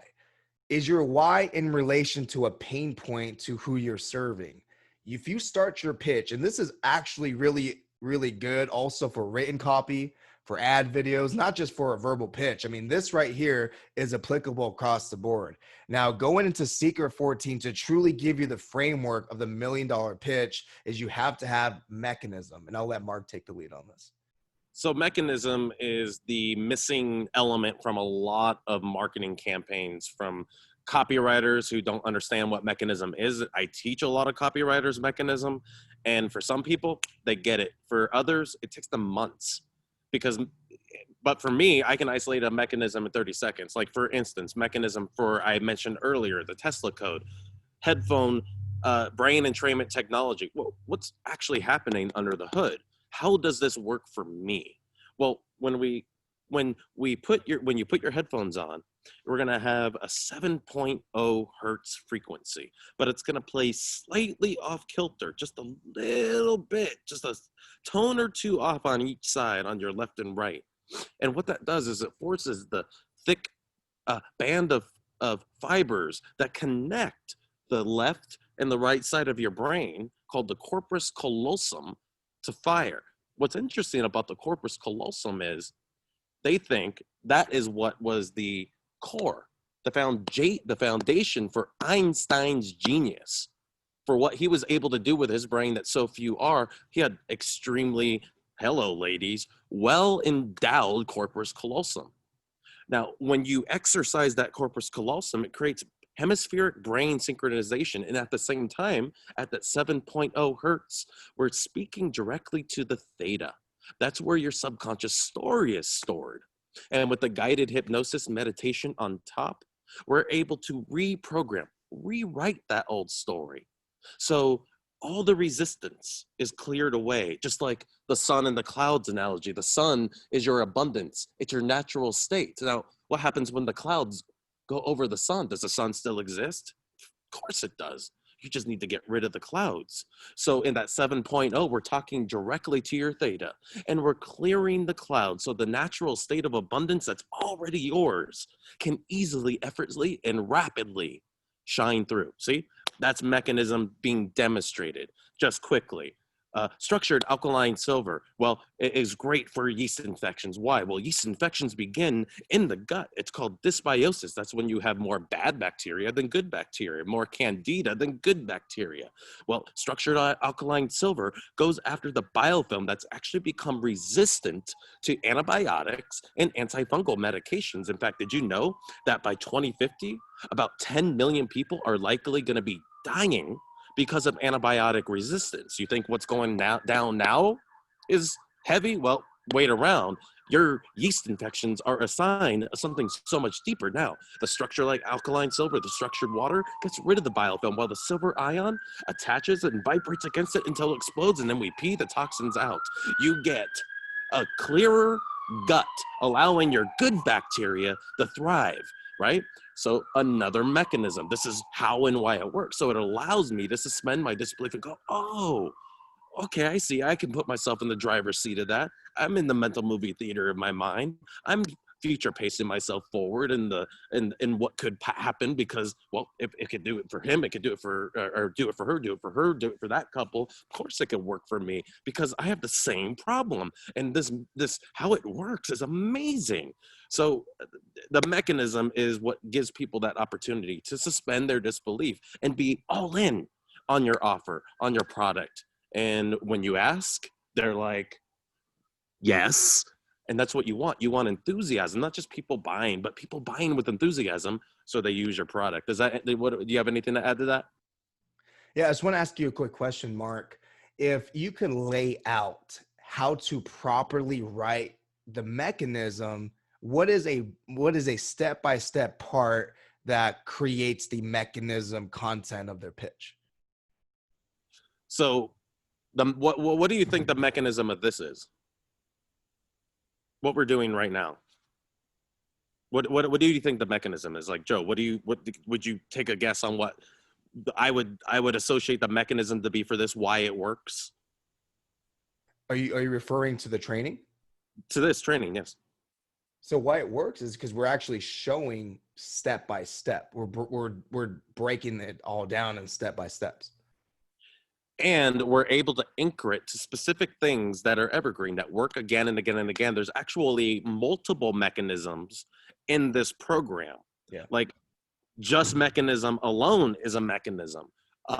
The next secret we're going to is a mechanism. And all of these mechanisms, if you imagine advertising, like direct response specifically, but really anything. It's one problem, one solution. And mechanism is that bridge that gaps it, that gaps the big abyss, the big chasm that's separating the problem and solution. So when you give people that bridge, they're just, oh, I can walk across, and that works. So what are we looking for? Well, we're looking for the core reason this works. Sometimes it's science, sometimes it's quantified with numbers, sometimes it's quantified with story. But whatever it is, it's something that everybody can associate with. And, you know, so let me give you another example. My grandfather, Anthony Pachetti, he invented the time release method.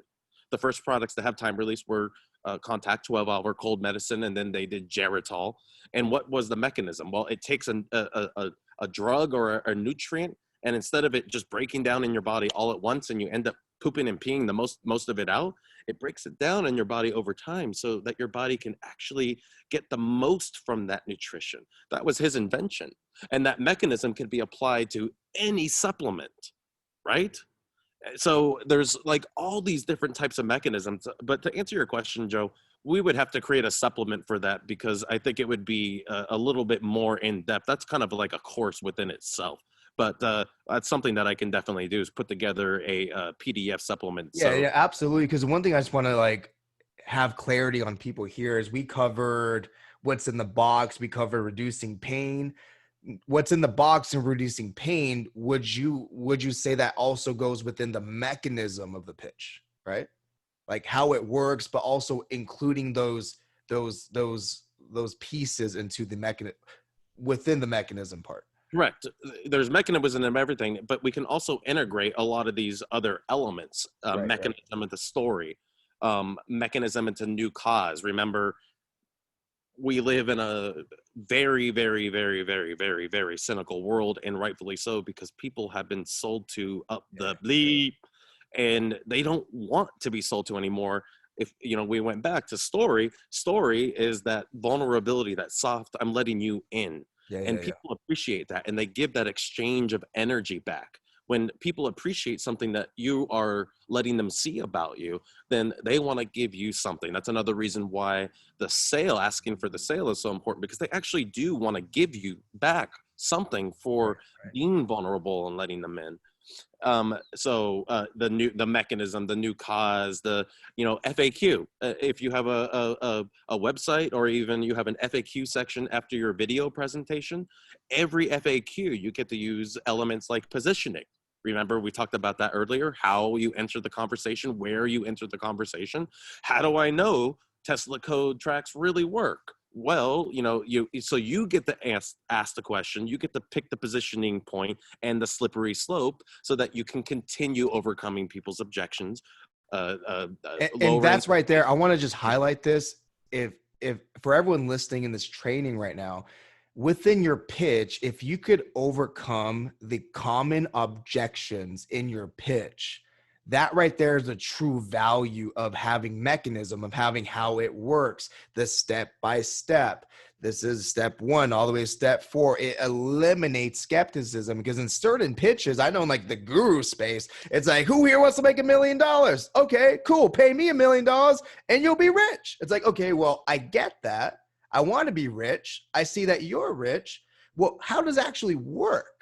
I'm skeptical because you're not giving me the blueprint within your pitch. And so I just want to say the mechanism, the most important part of it is eliminate skepticism. It eliminates, when you give someone a reason to not do business with you, you give someone a reason to not do business with you. So within the mechanism, it gives the element of trust. It gives the element of, okay, I totally understand this. If every time you pitch, the people go, I totally get it. This is so awesome. Like when Liz pitched last night with the dog product, we're like, yes, that's awesome. We get it. This is great. She had great mechanism because she explained the value on how it actually works, right? That right there is super awesome. I want to go ahead and lead into secret number 15, because this part is it, man. So Mark, go ahead and take it, brother. So we're dopamine addicts. Get this. I was writing a pickup product, men picking up women. Yeah, I know. And I came across this story about Mark Zuckerberg, and it's been told in different ways, but the basic essence of it can be verified, and it's a very interesting story. So at the same university where Mark Zuckerberg was deployed the first version of Facebook, he did a lot of rat and mice studies. He liked to do lots of weird things to rats, and see what they do. One of the studies was one button is food, one button is dopamine. The rat died.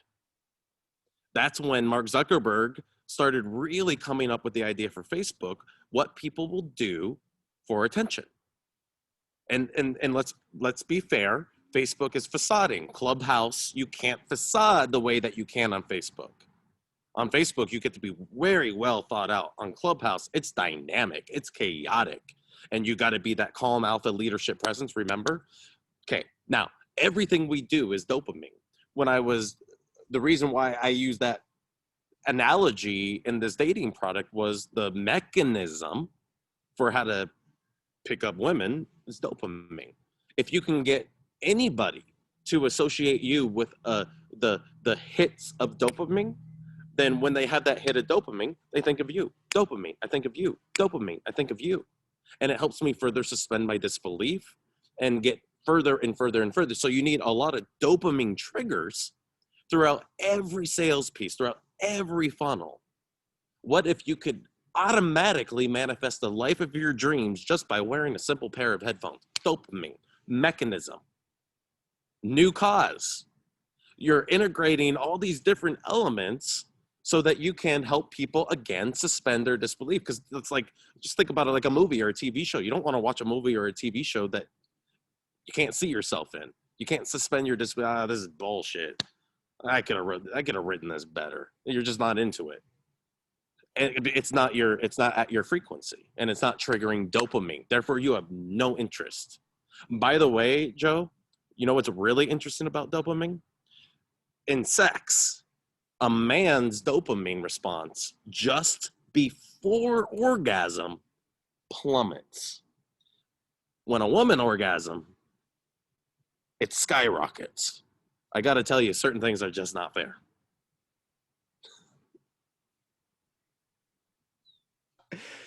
Oh man, that was so funny. One of the things I'd like to add to what you're saying, Mark, and everyone who's listening, is you got to create that vision part. I know when I'm watching like a trailer and I could see myself in the movie, like I'm in it, and then the trailer ends, I'm like, what? Like I was so like that dopamine effect caught me so good that you are dying to see that movie. That dopamine effect creates that full immersion effect, the mental movie theater of your mind, of your consciousness. Exactly. You're all in. And that's the key with your pitch, man. Like when Liz pitched last night and people had dogs, they got hit with that dopamine. Here's a lot of people like me. I run a lot of YouTube in-string pre-rolls. Yep. And I do a lot of stop, pattern interrupts. Stop. Are you spending thousands a day on your Facebook ads and getting 1-time, 2-time ROAS? You're wasting money. Or stop. Your Facebook account is about to be banned. Or stop. You're about to be banned. You are non-compliant. Listen to the 3 steps I'm about to reveal so that you can stay compliant and keep growing your business. Dopamine. But we're also using mechanism and other things involved in order to tell that pitch, right? No, absolutely. And just in my own language here, you got to cast that vision, man. Your pitch shouldn't be like, okay, let me think about the price.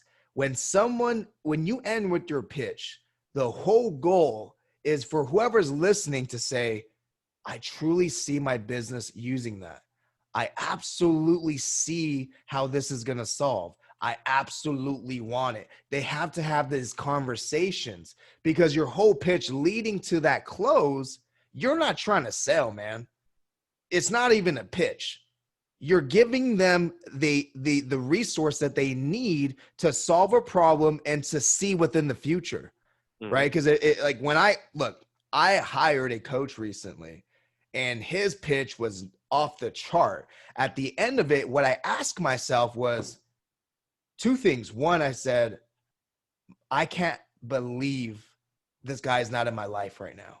And then second, I asked myself, how much more impactful could I become with this guy in my inner circle? I'm starting to look in the future. I'm starting to be not in the present, but I'm starting to look into the future, because he didn't even have to, like, we didn't even go back to price. Is like, yo, DM me a contract. Let's make this happen. Or email me the contract. I'm in.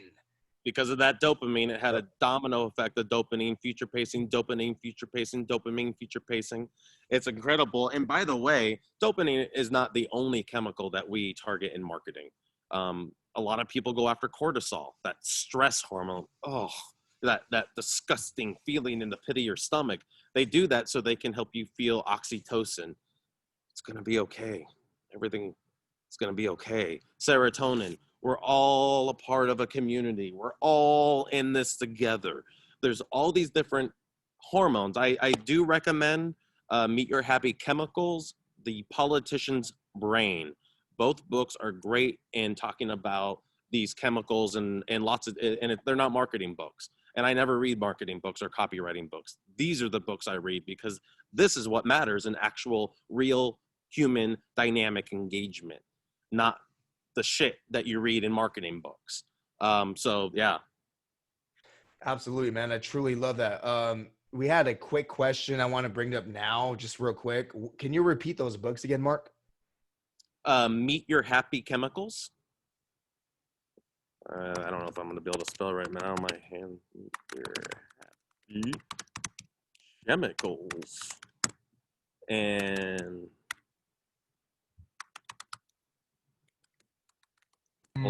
Mark, you're sending that as a direct message to me. Cool. Well, Corey actually taking the initiative. He put on the chat the books. I appreciate that, Corey, man. Appreciate that for sure. You wanted to send that to everybody, everyone. Yeah, well, so Corey I actually can talk about all this stuff, but I can't do a Zoom chat. Yeah, no worries. Corey actually did that. So guys, I'm pretty pumped about the next part here because this really helps tie everything down. We're going to the next section of our trading today on Master Your Million Dollar Pitch. So how to adjust and deliver your pitch to different types of people. Now this here is so important because you're not just pitching to one type of buyer. Your pitch, like in your career of being an entrepreneur, you're going to have to pitch to new partners. You're going to have to pitch to new employees. You're going to have to pitch to investors. You're going to have to pitch through advertising channels. You're going to have to pitch direct to consumer. You have to understand that your pitch has contingency. Okay. It has continuity. You got to know, and this is going to lead to secret number 16. You got to know your needs.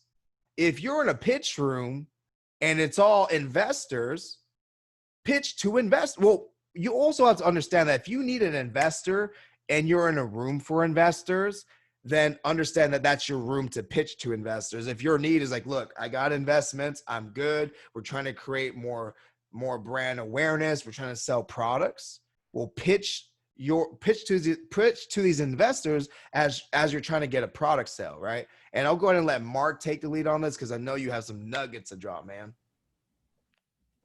Yeah, absolutely. You know, one thing, being able to communicate the same thing to different people is an art form. I talked earlier about structured alkaline silver, yeast infections. I could take that same product and I could put it in the conversation of immune boosting health, because the immune system isn't just built around the gut. It's symbiotic with the gut. There's the inside of the gut wall. That's where the microbiome is. And there's the outside of the gut wall. That's where the immune system is. So I can position it in anxiety. I could position it in mental health. I could position it in stress and anxiety. You know, I said type 2 diabetes or insulin resistance, achieving an ideal healthy weight, not necessarily weight loss. But I can take the same mechanism and I can sell this same product to all these different types of people. And then I have all these different streams of income, all because of the one same offer. There's also, you know, so know, it's not just know your needs, know your product, know your offer, know how you can position it and reposition it and position it and reposition it, because you're going to make a lot more money. Also, we're different people with different people.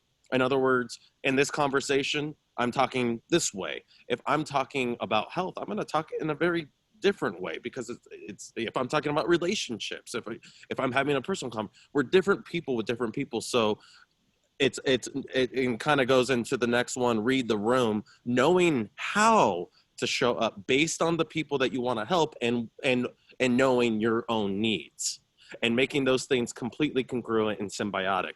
Right, Joe?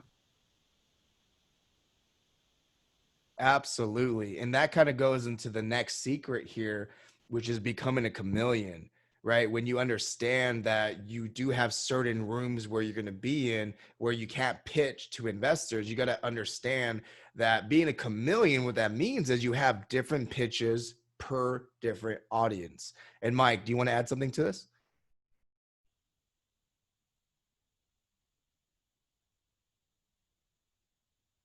Sorry, I was not mute, still on mute.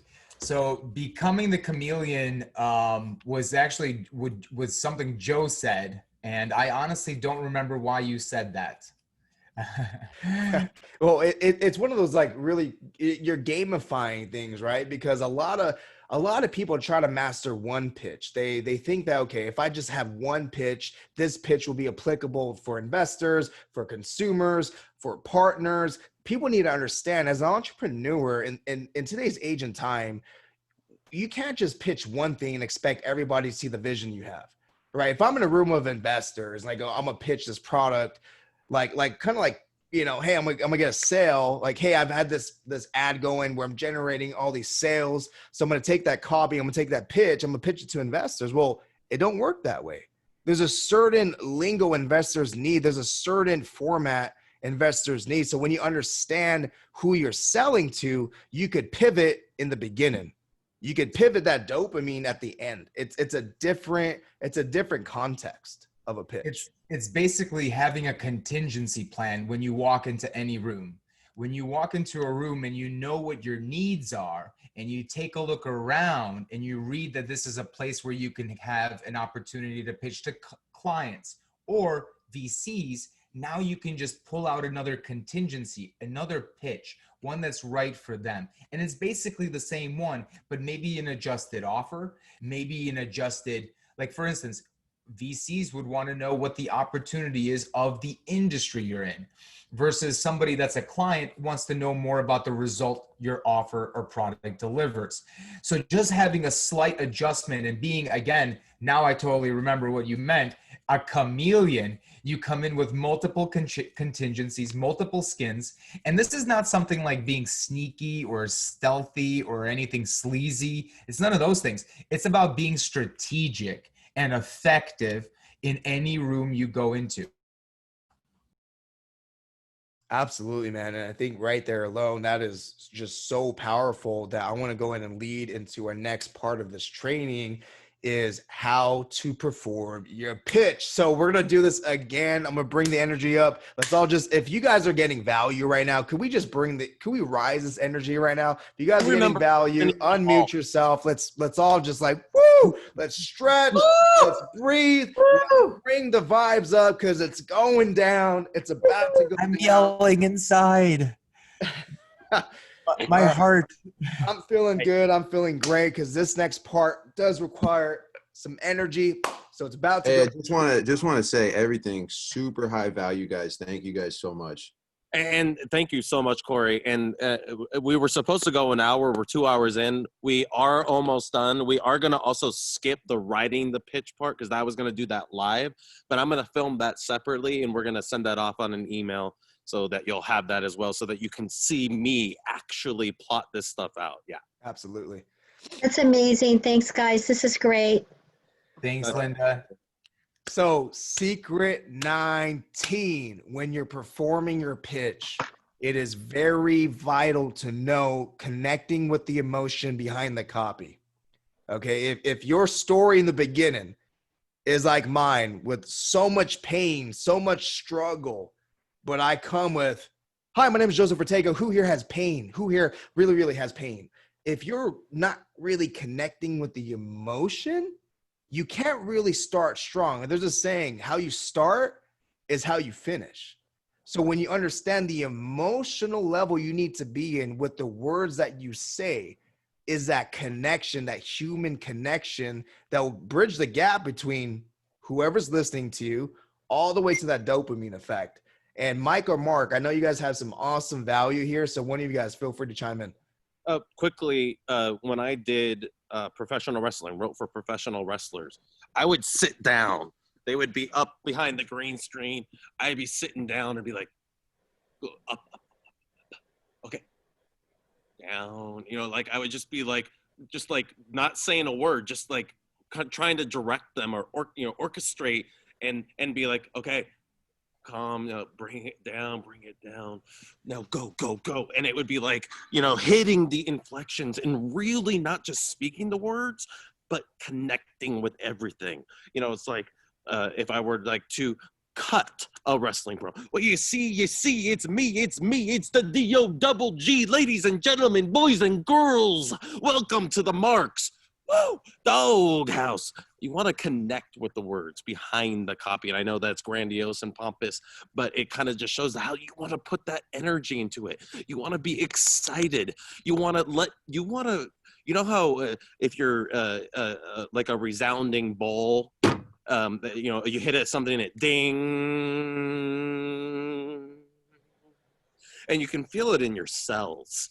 It's resonating so deeply. It's the exact same thing. When you connect with the emotion behind your words, it resonates at the cellular level with the people that are listening. Man, that was so good. Mike, you want to add something to that?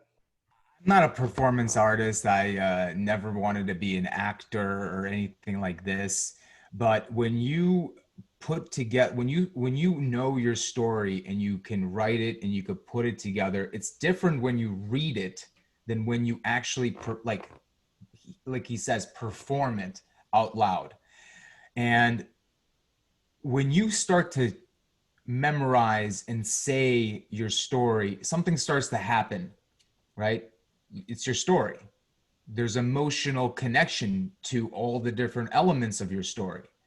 There are feelings that you could tap into that are generations old because of your story. If you come from Native Americans, you could tap into the emotions of a suffering people.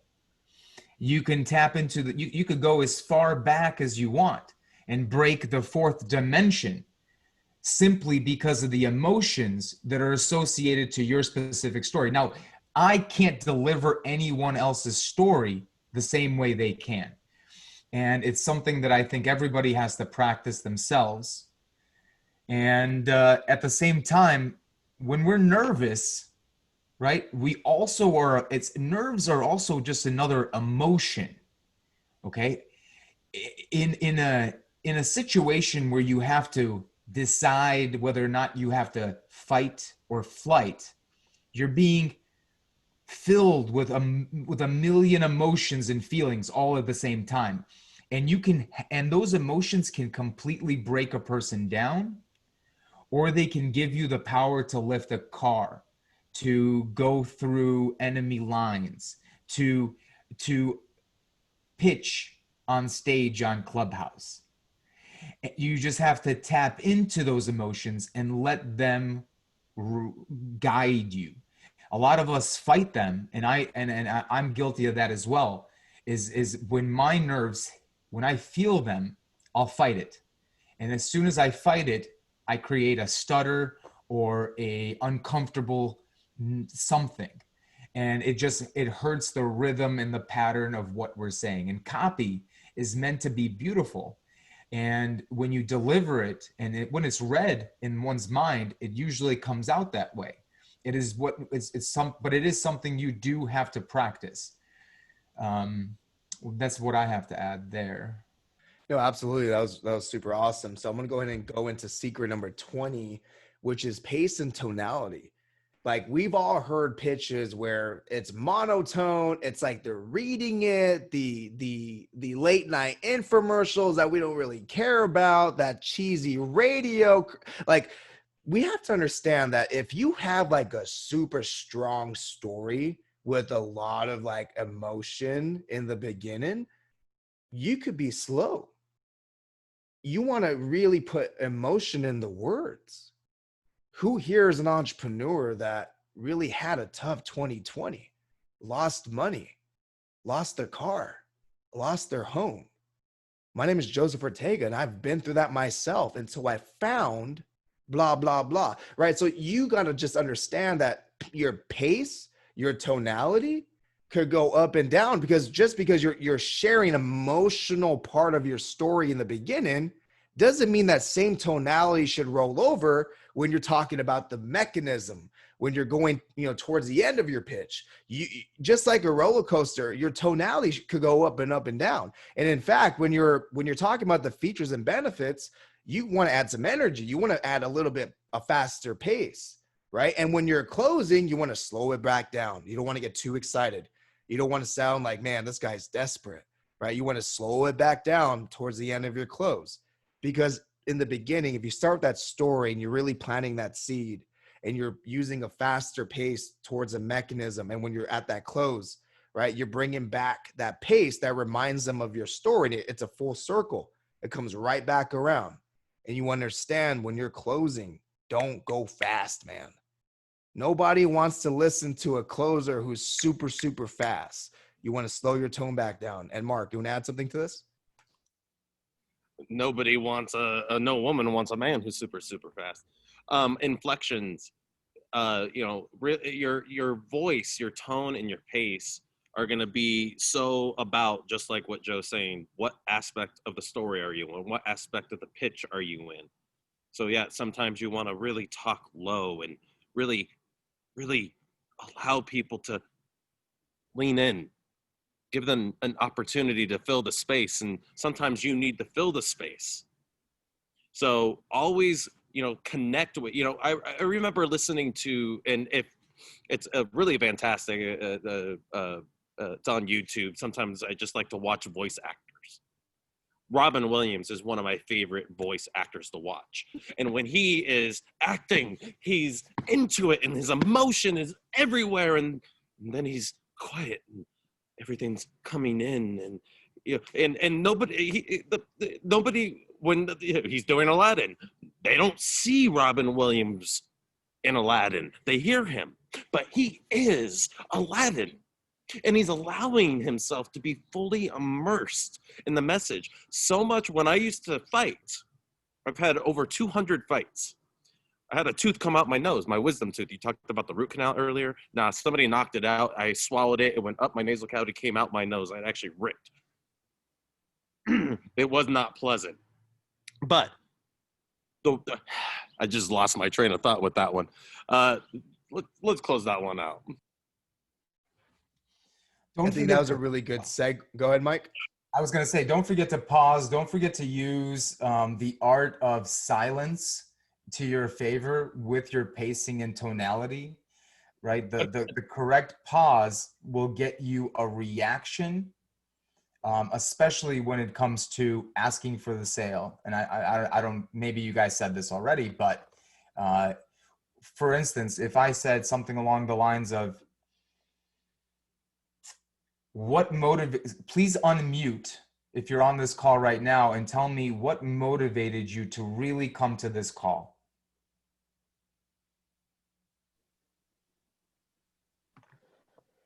I'll go. Was that a lot? That was. Thank you, Linda. And I'm happy to have you go. The thing is, I knew that if I was just silent, sooner or later, somebody would unmute. Otherwise, it's going to get super awkward, and people don't want that feeling. They don't want to feel awkward. They want things to move and have pace and have tonality. So thanks. Linda, go ahead. Tell us, what was your motivation for coming to this call? So seriously, and I put it in chat earlier, the motivation to the call is I have always struggled with saying exactly what I do to get people, like once they start having a conversation with me, it's no brainer, sell them all the time. But it's that initial getting people to connect that I have struggled with. And I've had 4 mentors in the course of the last 15 years that I have paid thousands to. And there's something about the other night on the pitch that just resonated so much with the way that you guys approach it, and you're so clear and concise. And that's why I signed up, because it's like I knew you guys are going to be able to help me nail this shit down once and for all. So you're trying to nail something down. I'm trying to get that first, 30-second, 1 minute, like why I stand out above and beyond what I do for you in your virtual event now used to be live events. Linda, what makes me different? I'm gonna politely interrupt you, simply because I need to keep the tonality and pace and flow of this. But here's what I need you to do. I want you to answer some quick questions for me. When I'm talking, also, can you mute, simply because there's an echo and I don't want it to hinder anything. So here's my question for you. Why do you need to learn to pitch? Do you have are you pitching an offer? You're trying to grow your business to a certain level? Do you have a goal? Yes. Okay, so what's that goal? My goal is to hit 1 million this year, and I wanted to do that by not only bringing people more in. I want to do more training and teaching rather than the event piece. Amazing. And you want to be really free to actually create fun events and have other people basically do the work for you as well. Is that correct? Yeah, I have an amazing team of 6 that already goes out for events and handles the events. I want to step more into that training and being out there, being more visible for the company and bump us up. We hit 500,000 in COVID, and I want to bump that to 1 million and get us up to the 1 million mark. What's stopping you to getting there right now? My last question. Just getting a few things in place and really being able to articulate what I do. Okay. If I told you we have an offer at the end of this, would you listen to it that allows us to help you articulate what your pitch is? Now, I know you already bought it, so that's why I decided to go even a little further. Yes. But would you buy it? Yes. All right, perfect. And that's basically kind of what you want to create, is literally what we're also creating and doing. And we were able to do this literally on the fly, simply because of knowing the things that we're sharing with you guys here today, and making things super simple and taking advantage of this Clubhouse phenomenon. So thank you, Linda, for unmuting and playing a role in my little exercise. I like to have a little fun sometimes and switch things up. Sorry about that, Joseph. I want you to be able to take it off. That was actually really good, because you just gave an example on how to close effectively. Okay, that pause moment, guys. Like I said this earlier, and asking for the sale. There's 2 things going to happen. People are going to be silent because your pitch sucked. Or 2, they're silent because they're really excited to buy what you have to offer. Okay. And that's what happens in that pause, that silence. There was that saying, silence is golden. It's absolutely golden if your pitch is golden. And so you actually demonstrated that really, really great. I want to go into Secret 21, because this here is super important. Now, when I'm on Clubhouse, guys, or if I'm on a sales call, my wife is, I drive her crazy, because I'm moving. I'm like jumping up and down. I'm like moving and grooving. Sometimes I'll just leave the house for hours on the phone, because I'm like, I'm moving. I gotta be in motion. Your body language, like what Mark was saying with these wrestlers and these fighters, like body language, Robin Williams, when he does his voice, it's not just him sitting in a chair with some headphones on. This guy is moving and grooving, like his body is creating that energy that then comes out as his voice. And the best person to talk about this is Mark. So Mark, let's hear it, man. Well, before I had that brain fart earlier, you just kind of finished up what I was saying, but I talked about fighting. When I trained people to fight, because I didn't retire, I kind of expired, too many injuries. But every fighter had their strengths and their weaknesses. So I'd help them turn up their strengths and lower the dial on their weaknesses. And then I would look at their personality, and I would like their mindset. What about you is larger than life? And when Robin Williams, going back to that, was doing his Aladdin, you know, he put whole self into it, and he turns up the dial on certain parts of his personality. And then sometimes he'll turn down other parts of his personality so that very specific things about him are shining. Remember that chameleon thing we talked about earlier. But it's also your authenticity. And when let's not get into bondage here. When you take off the handcuffs and you allow yourself to really be expressive, what does that mean? What does that feel like? What does that look like? And how does that increase your connection with the words? Your ability to share so that more people can see themselves in you.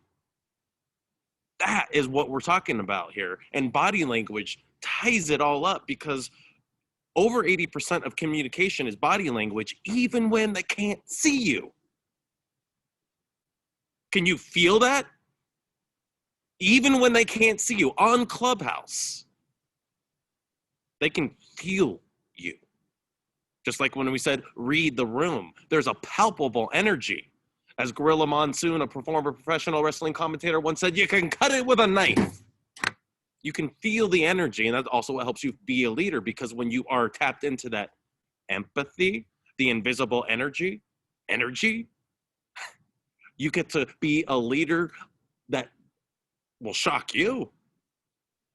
And that helps you be calm and cool and tap into your voice and tap into your authenticity and allow your passion and your purpose to drive you, so this doesn't feel like work. We've been on this for 2 hours and 15 minutes. I don't feel like I work. I still have to work today. I still have 20 pages to write.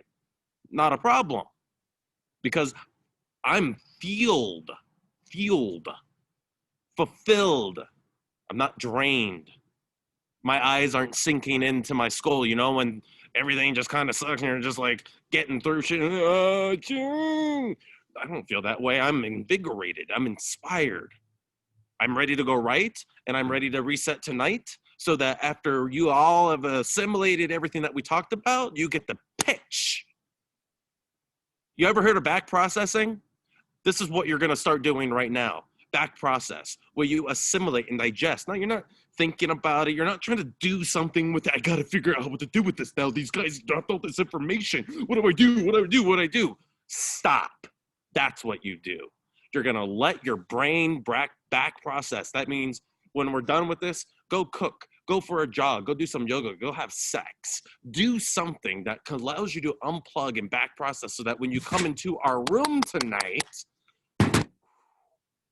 going to come through you like you're channeling. One thing I do want to say, the imposter syndrome, which a lot of people deal with, and I want to tie it up with this. Lady Gaga. Mark listens to Lady Gaga. I don't listen to her albums. I listen to her live stuff. She did an MSG show a few years back, and she's like sitting at the piano, and the crowd's wild. And she starts crying. She's like, you know what? I feel like a fucking loser. No matter what I've done, I just can't shake it. I can't shake feeling like a loser. But you guys are here. I mean, thank you. And it's just like, even her, after experiencing that, was like, after selling millions of records and making tens of millions of dollars. I think she's net worth over 100 mil now. She still felt like a fucking loser. She still felt like she wasn't quite there yet. So just remember, we're all on a journey, and that journey never ends.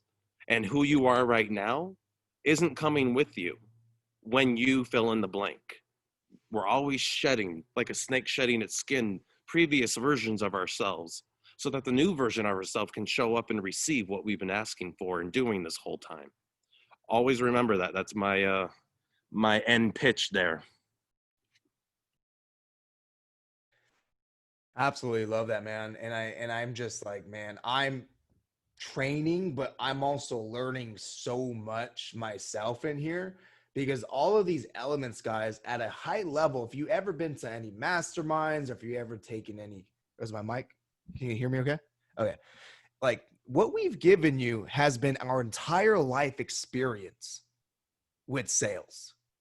I built many companies, made millions of dollars, pitched to hundreds of thousands of people. Mark has, Mike has, what we've given you is our life blueprint on how to make $1 million pitch. And I'm just so grateful that whoever's listening in live with us right now and the replay, like, I love to see how your pitch is after taking all of this information. Mike, I'm gonna pass the mic over to you, brother. Yeah, what I was gonna say is that well, I wanted to add to what you were saying, but I kind of forgot. I'm sorry. Clubhouse has brought the craziest ADHD out for me. We had a couple of different plans for this call. This was supposed to be kind of a little bit more of a slam bam, thank you, ma'am type of ordeal. We did almost kind of throw up a lot of things on you guys. See, here's the plan, right? As a means to monetize our own time, we are launching virtual platforms and virtual pieces of real estate, just like $1 Million Pitch, across Clubhouse. And it's really easy to use this framework that we've been showing you to create a brand space and to create the type of environment that allows you to be the authority for what you represent, the symbol of your space and what you offer and the result you deliver. Linda, you talked about getting to $1 million. What would $30,000 extra a month get you there? Okay. So with $30,000 extra a month, you can do this easily by creating a .club funnel and simply driving traffic to it from your room. And get this, it could generate $1,000 a month right now.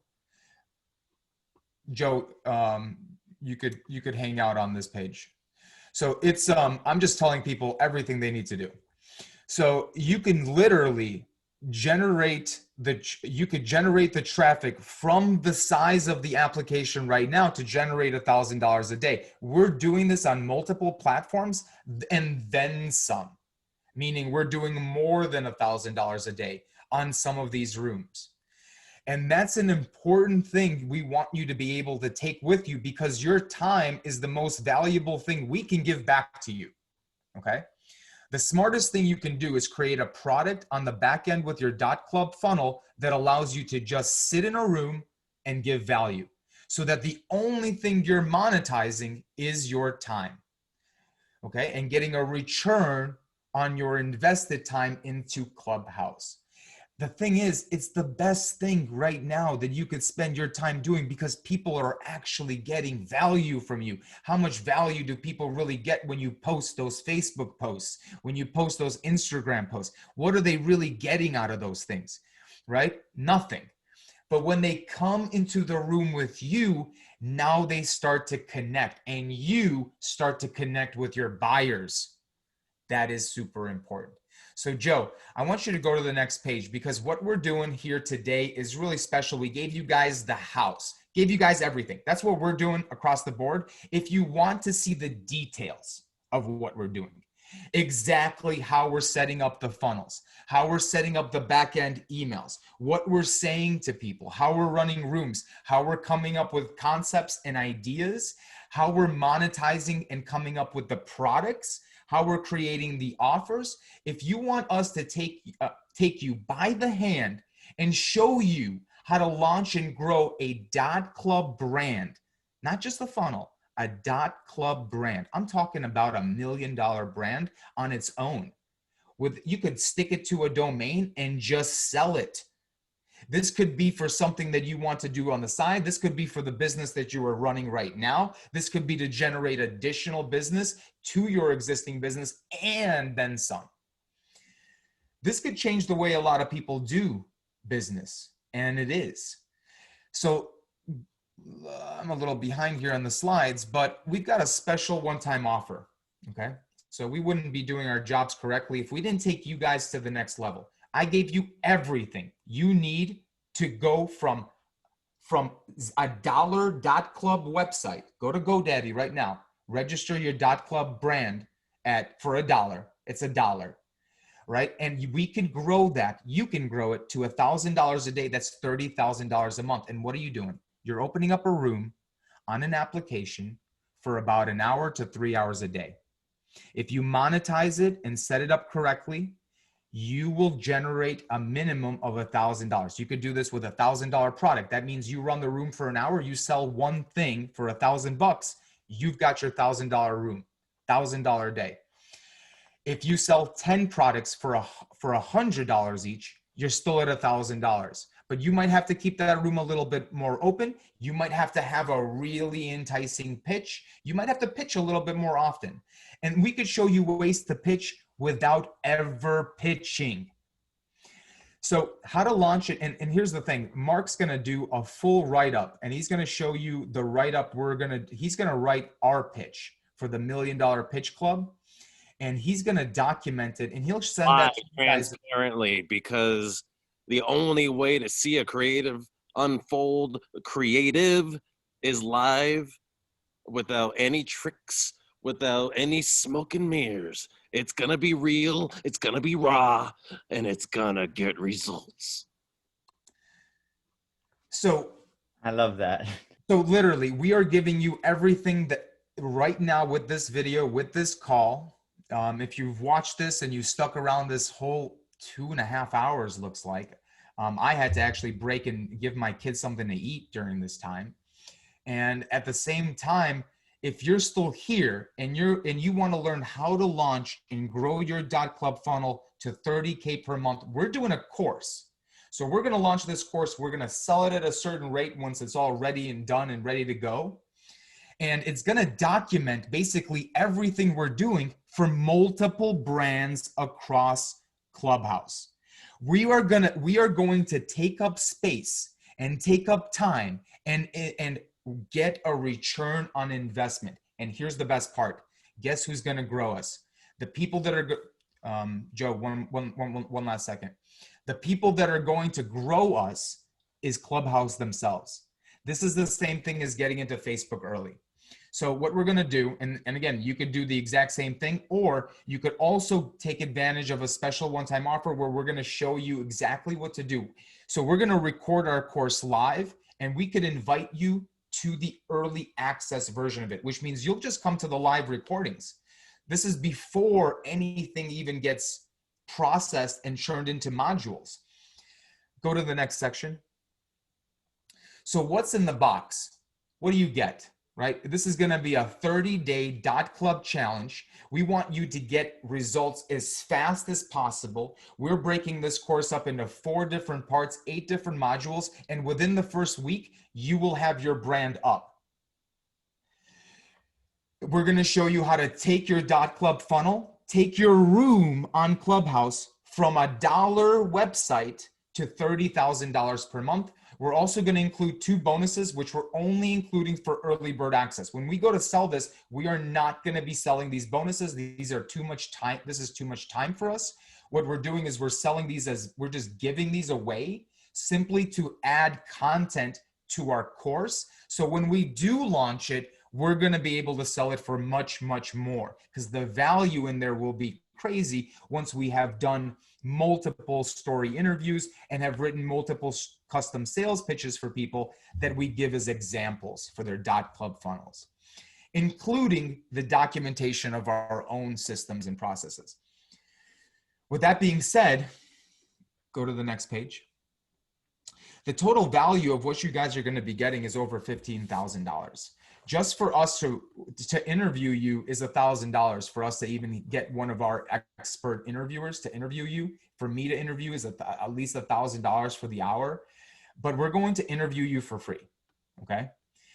For Mark or myself or one of our expert copywriters to write your sales pitch that you could literally put on everything, we will show you how you can use it in everything you do, and how the story and the mechanism will never change anywhere you take it. When you take it to an email and you offer something, the same mechanisms come up, the same story gets to get unveiled, right? And the dopamine that your business is supposed to be creating will be created. So the total value of just an interview is $1,000, but for us to write it for you, for us to take what we've been doing for over a decade, I've been doing for a decade, Mark's been doing over for 15 years, Joe's been doing this for over 10 years. He doesn't even know it, but he's one of the best copywriters I know. With that being said, over 15 grand in value. We plan on selling this for more than 997, but we are going to give everybody access for it to 997. That's early bird access. You get access to the course once it's done. You'll always be able to view it. You'll actually be able to come to it live, so you can take advantage of everything before anybody else. You'll also be able to get interviewed by us for over an hour, and we're going to start to write your pitch during that same hour. You're going to walk away with your bio being ready to go, with your landing page and offers ready to go, and you're going to be able to take advantage of everything and take a look under the hood of actually what we're doing, and that's going to be all revealed in the course. So with that being said, I've got a little bit of a warning. The bonuses are limited. We do not plan to do those services with the course. We plan on building the course, creating the content, and that's it.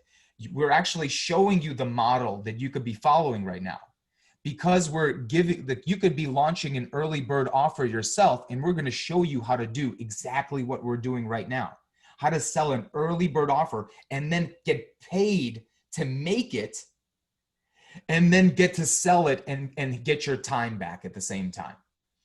So with that being said, if you guys want to get a hold of Joe, he's going to be able to direct you to a link that's going to send you to a page to get early bird access to the course, to the interview, and everything else. Linda, you're already in, okay? So there's some of you on this call that are already in, but we're only going to take 10 people. So with that being said, I think we've only got room for 4 more. So please make sure you PM Joe. Joe is going to let you know if you made it for the bonuses. And if you did, yes, you could still sign up for the course and get everything included with it, get to come early and ask us stuff on these calls and get to enjoy the actual course building process, get to learn exactly what we're doing and look under the hood. This is going to get you to where you want to go so much faster. This is going to allow you to work with other people that are doing the same thing. This is going to allow you to follow a process that's working. So there's no reason why you don't have to do this by yourself. You don't have to go figure everything out alone. Okay. With that being said, Joe, do you want to add any instructions or anything like that? And Mark? Yeah, absolutely, guys. I have a lot of consultations later tonight with people that have been talking to me about this offer.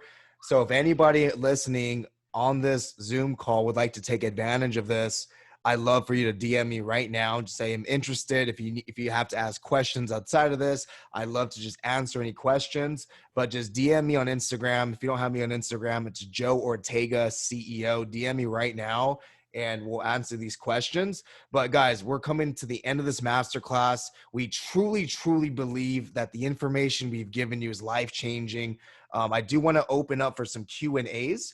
And I do want to give an opportunity for a few people. If you've written your pitch and you love to just pitch it and get actual feedback right now, I'd love to do that. Before we go into that, let's get some Q&A. So if you guys have any questions that I could answer, Mark can answer, Mike can answer, please ask the question. And then if you want one of us to particularly answer that question, just let us know. So we'll go ahead and open up the stage for questions.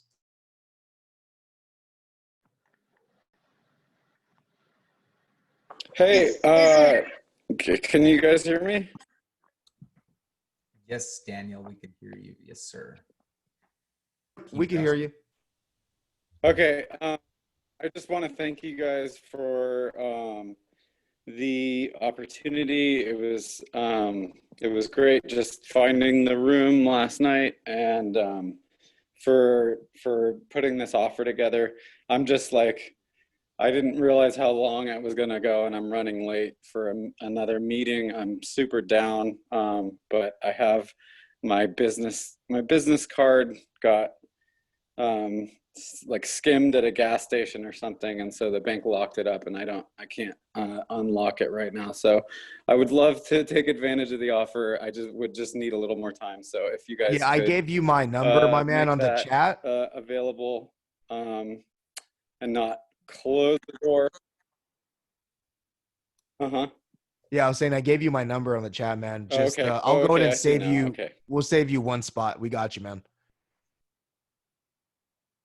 So just text me and we'll lock you in. All right, appreciate it. Thanks, you guys. Dude, yeah, I mean that's awesome, man. I appreciate you staying here. You had somewhere else to be, Awesome. but you wanted to wait all the way through. I appreciate you, man. Anyone else have any questions? Go for it, Linda.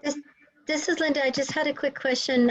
So for a .club, do you think eventresults.club is a good name? Yes, Or I think results is going to be the buzzword for 2021, especially amongst entrepreneurs, because they want to just be there to perform and do what they do. And you just need to be able to create that space for them to come in and be them. And I think the results buzzword is definitely fire. Okay, because I grabbed eventresults.club and also virtual event results and the .coms too. That for sure. My personal brand is my personal brand is the resultsparty.com, the results party. Okay. Yeah, I love that. I love how you've taken action in this call. You've taken those domains. That's awesome. I'm freaking serious. I'm like done. COVID year was really, I was on a super great growth path, and then COVID hit and I did well. I'm not complaining. I did well through COVID. One of the few, I think, that did well. So I'm super excited, but now it's like, get back to that momentum that I had. One last question. Is there anything that we can do in preparation for the training? I mean, besides snatch up, if you know what your brand needs to be and you've got an idea, snatch up your .clubs for sure. Okay. And if you think of a whole bunch, if they're only $1, right? You could snatch up a bunch in case you decide to go with another one. Okay. And stuff will come to you when you, like Mark said, just walk away from this and don't do what you're doing, right? And let some things process and let you be the innovator for your company for a minute, okay? And think about, well, what are my rooms going to be about? How am I going to drive crazy experiences in my room? Mark, do you want to add something? Yeah, think about also multiple streams of income. Like for us, this is just one stream of income that we're creating with a .club funnel. So each of your event offers can be different funnels. You can have different upsells, different front-end offers, different low-hanging fruit, different high-ticket type stuff. So think about all that and all the different ways that you can position yourself to have these multiple streams of income, because guess what? Nobody gets or stays rich without multiple streams of passive income. That's kind of a quote from Wyatt Earp, but I find it to be very true. Let me give you guys the secret to high ticket sales. It's called a proof of concept, right? And Linda, if you have a proof of concept, why don't you just go launch a little side thing to show the proof of concept? So when I wanted to work with e-com brands, I went and launched an e-com brand and started doing what I do for my own e-com brand. You could launch an additional $30,000 per month brand that literally is about a specific niche or another topic. It could be about sewing or knitting. It could be about, deep sea diving, right? And it could be monetized and generate $1,000 a day when somebody goes in there and talks. And you don't even have to do it either. You could have somebody on your team do it. You could say, hey, who on the team does something cool that wants to run a room to show what it takes to run a virtual event, right? And you monetize both things. That's absolutely some great stuff. Anyone else? I'm going to take 2 more questions, and I'd love to go into hearing people's pitches so we could give some feedback. So go ahead, Corey. Yeah, for sure. Thank you. So Joseph, Mike, and Mark, seriously, guys, thank you for sharing all of your wisdom. I can definitely I can see you guys know what you're talking about. So a couple of questions. I was wondering, what do you guys think about repurposing content that we're creating on Clubhouse? I know that there's some rules around recording and stuff like that. And then also in terms of reselling .club domains, I've got a bunch of them that I've picked up, and definitely some I want to use for my own personal use, but some that I know are premium and will be worth some money. So any ideas there? Yeah, before you go, Mike, take this, the real estate, build up the real estate, then flip it. Tell them that. Well, how do you monetize? What products should you create? Does that make sense? That's going to be your biggest question. So I'm going to create a .club funnel. I'm going to have a page, and it's going to need a product. What should that product be? Will people buy it? Right? Well, let me ask you this. Do people come to the room? If people come to the room, they like what they hear. If they like what they hear, they'll go buy what they hear. Because the scarcity of the fact that, hey, I couldn't write that down. I missed something. I came in too late. I had to leave, right? Well, we record the whole thing. If you guys want it, go to our website. You could see it right in the title, and go ahead and get the recordings, because everything's recorded in this room. Hey, real quick, we had a question come in the chat by Kershaw Campbell. I want to answer this, and I want you guys to answer it too. Her question was, what's the difference between leading them to a .club domain versus your website? Now, this is my personal answer. My personal answer is this. I've been in fashion for many, many, many, many years, okay? I've sold products. I've sold brands. I've manufactured brands. I understand trends. When the color red is hot, anything red sells, because that's a trend. That's where people are running to. If I have this black hat, okay, and have a red hat, but the color red is hot, the red hat will always sell. With the whole .club domain, Clubhouse is hot. .club is more trendy. .clubs, when people see a .club website, that's where the party is, because the party is in Clubhouse. It's capitalizing on the buzz. It's capitalizing on the excitement. It's capitalizing on the trends. So my answer is, what's the difference between a .com and .club? Well, .club is more sexier, to be honest. And it's going to drive more people to it than the .com website from Clubhouse. Yeah, you also want to think about, so the trend thing is definitely huge. Also the congruency factor, and the fact that you get to take this funnel, for instance. What you're watching here right now is the defining of a brand. This is a pop-up business that we are actually growing into a brand. And you're seeing that demonstrated right here, right now. I have my own business. Mike has his own business. Joseph has his own business. In fact, we have our own businesses, plural. This is another stream of income. So can you use your website as the place to go, as the place that you send people to the funnel? Yeah. And you also want to make sure that you have your business, and that you're your main business, and that you're creating multiple streams of income, and you're leveraging, you're piggybacking on the trend on Clubhouse, and you're getting that brand association from Clubhouse. You're using Clubhouse for your traffic generation needs. You're building your brand and authority by showing up with value and using your rooms to position yourself in the exact conversation that is your lane of genius, where you thrive so that you can help the most people. You're also showing up with the most confidence, with the most calm, with the most authority, and you're building that authority. All of these things are like a stew, and you want to let them marinate. You want all those flavors, as John Lennon said, come together. So let that happen. As Doc Brown said in Back to the Future Part 3, you got to think fourth dimensionally. There's your main business, and then there's all these different streams of income. Use this lead generation tool to build it all. Does that make sense? It will build, am I on? It will build it for you. Does that make sense? So, and one of the things that people are like right now, it's the gold rush, but not for like physical land, for virtual land, digital land, right? Digital real estate is the new, there's a land grab going on right now.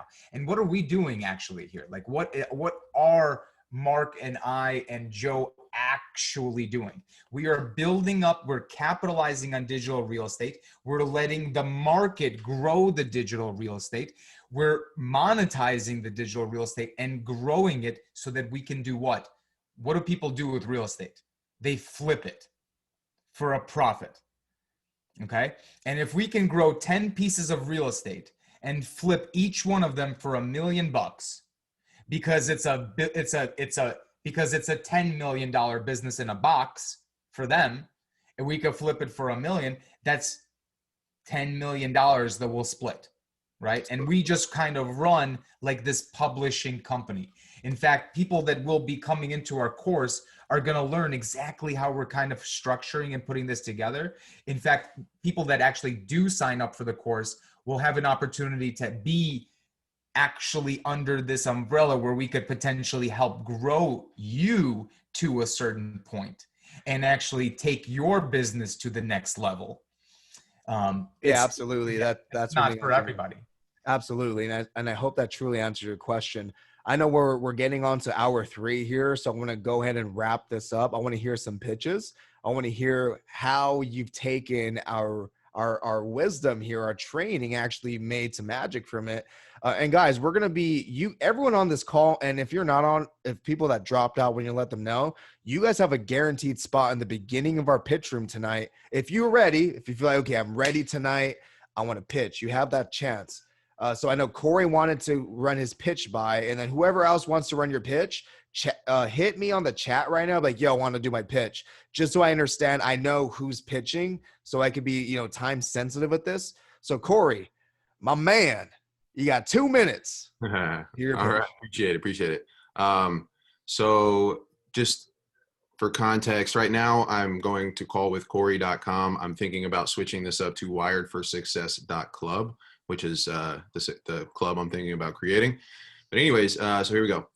As entrepreneurs, we have to do things that constantly push us out of our comfort zones, like pitching ideas to investors or selling new customers and clients. Even pulling out your phone to just hit record can create a lot of anxiety and stress, right? And then there's the imposter syndrome and the self-sabotage and just all of these opportunities to get in our own way. Well, these are all just forms of a protection mechanism that comes from your subconscious mind. And while it can be completely dysfunctional behavior at times, your brain actually thinks it's protecting you. So what I do is I help entrepreneurs, business owners, and influencers literally rewire their brains for success without the woo-woo mantras and affirmations, because while I'm not against any of that, I understand that busy entrepreneurs need quick results.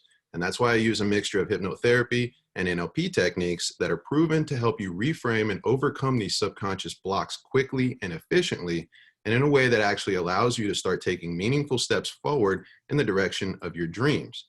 So if you want to overcome any limitations that may be holding you back, just head over to callwithcorey.com and book a free, no obligation 20-minute phone call with me to see how I can best serve you. Everything is completely confidential. And again, there's no obligation for you to work with me because look, there's a reason I don't chase clients. I can't help anyone that isn't 100% dedicated to making the change themselves. So if you're ready to break through and literally turn your dreams into reality, then don't wait. Go to callwithcorey.com and book a free 20-minute call with me. You don't have to keep running into the same walls over and over again. And I promise you, you may just be one session away from clearing every limitation that's in your life.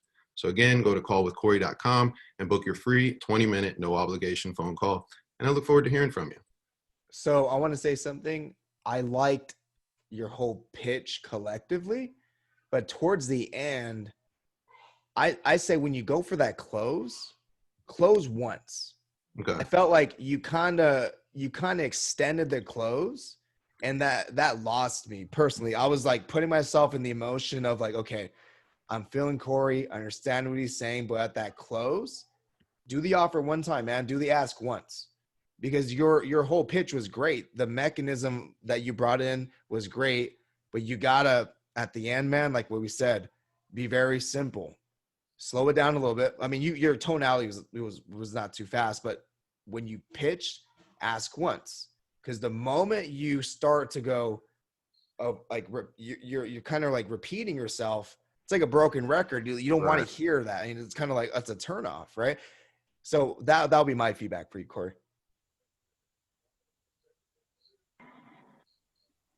I'll say one thing.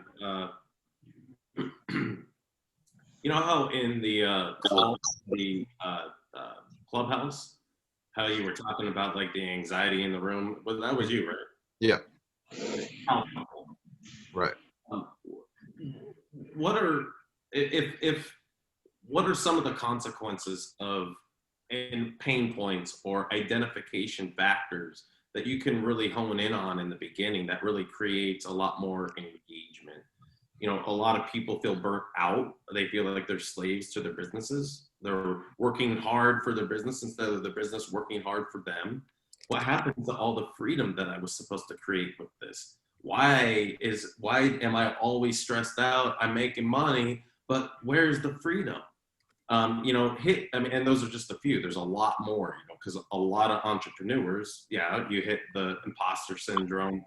But, you know, what are the deeper things that highly successful people are doing to get in their way?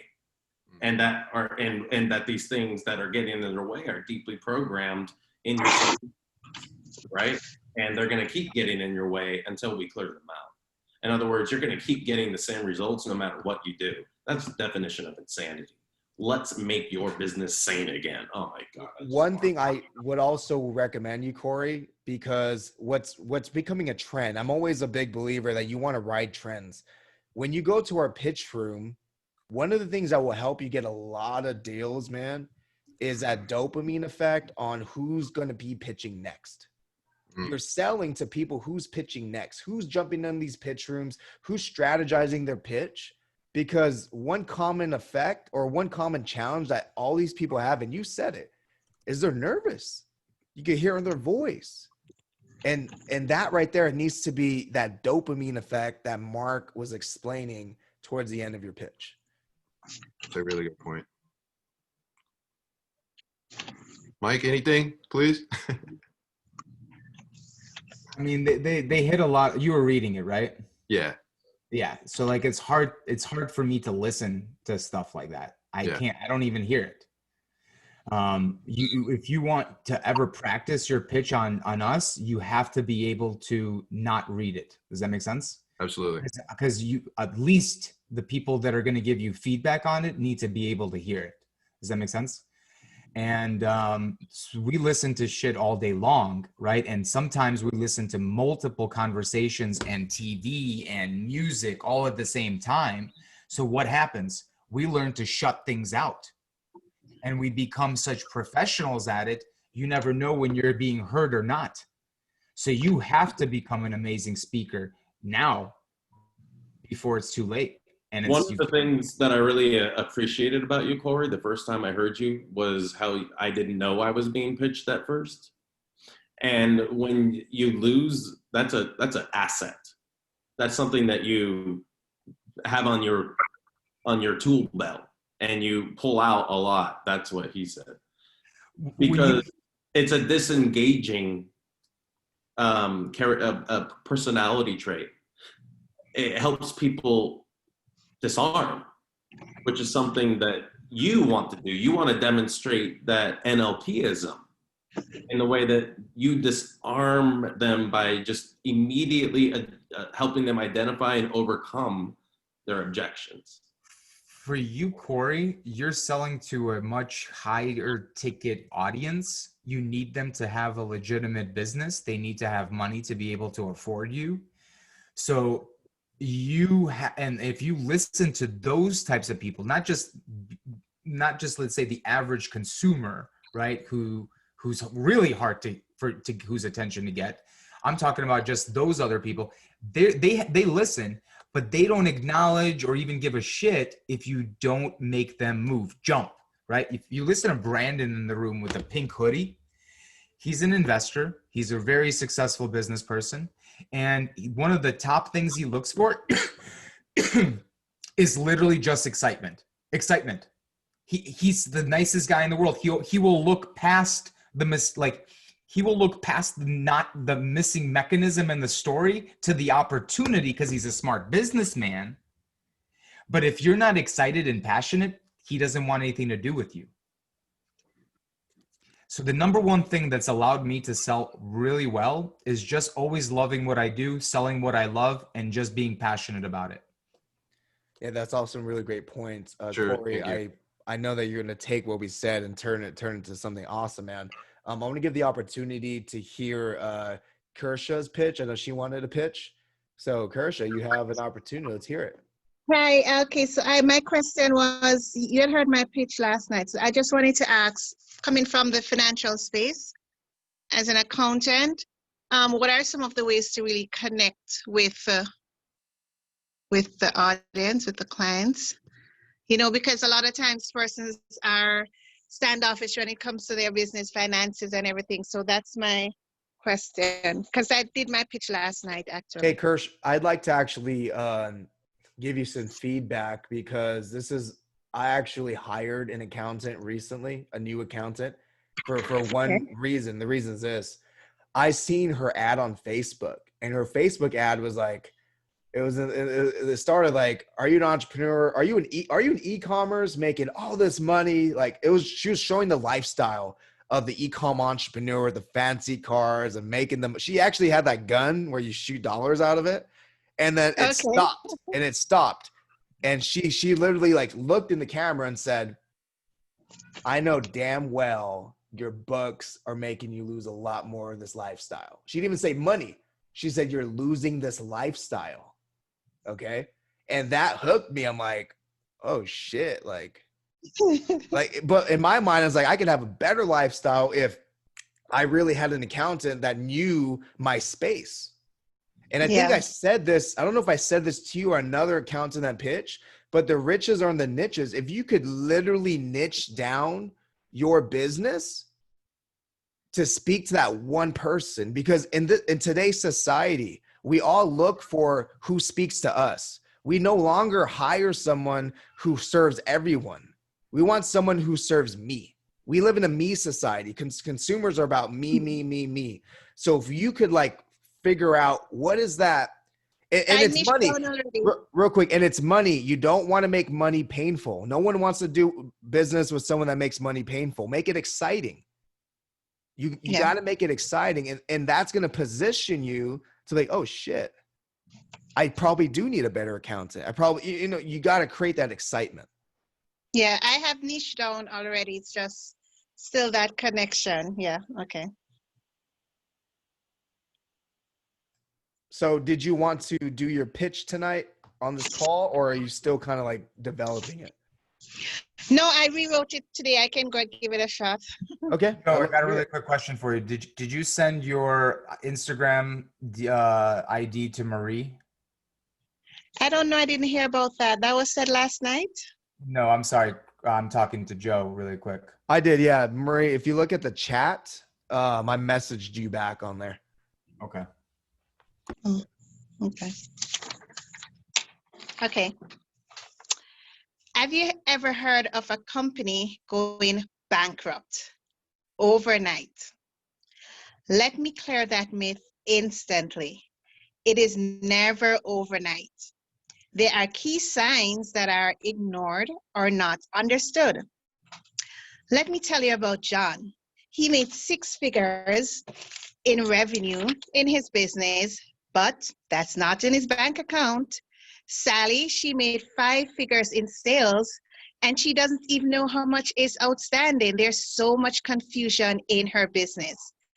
Tim, he paid too much in taxes. Are you a Tim, a Shelley, or a John? Can you relate?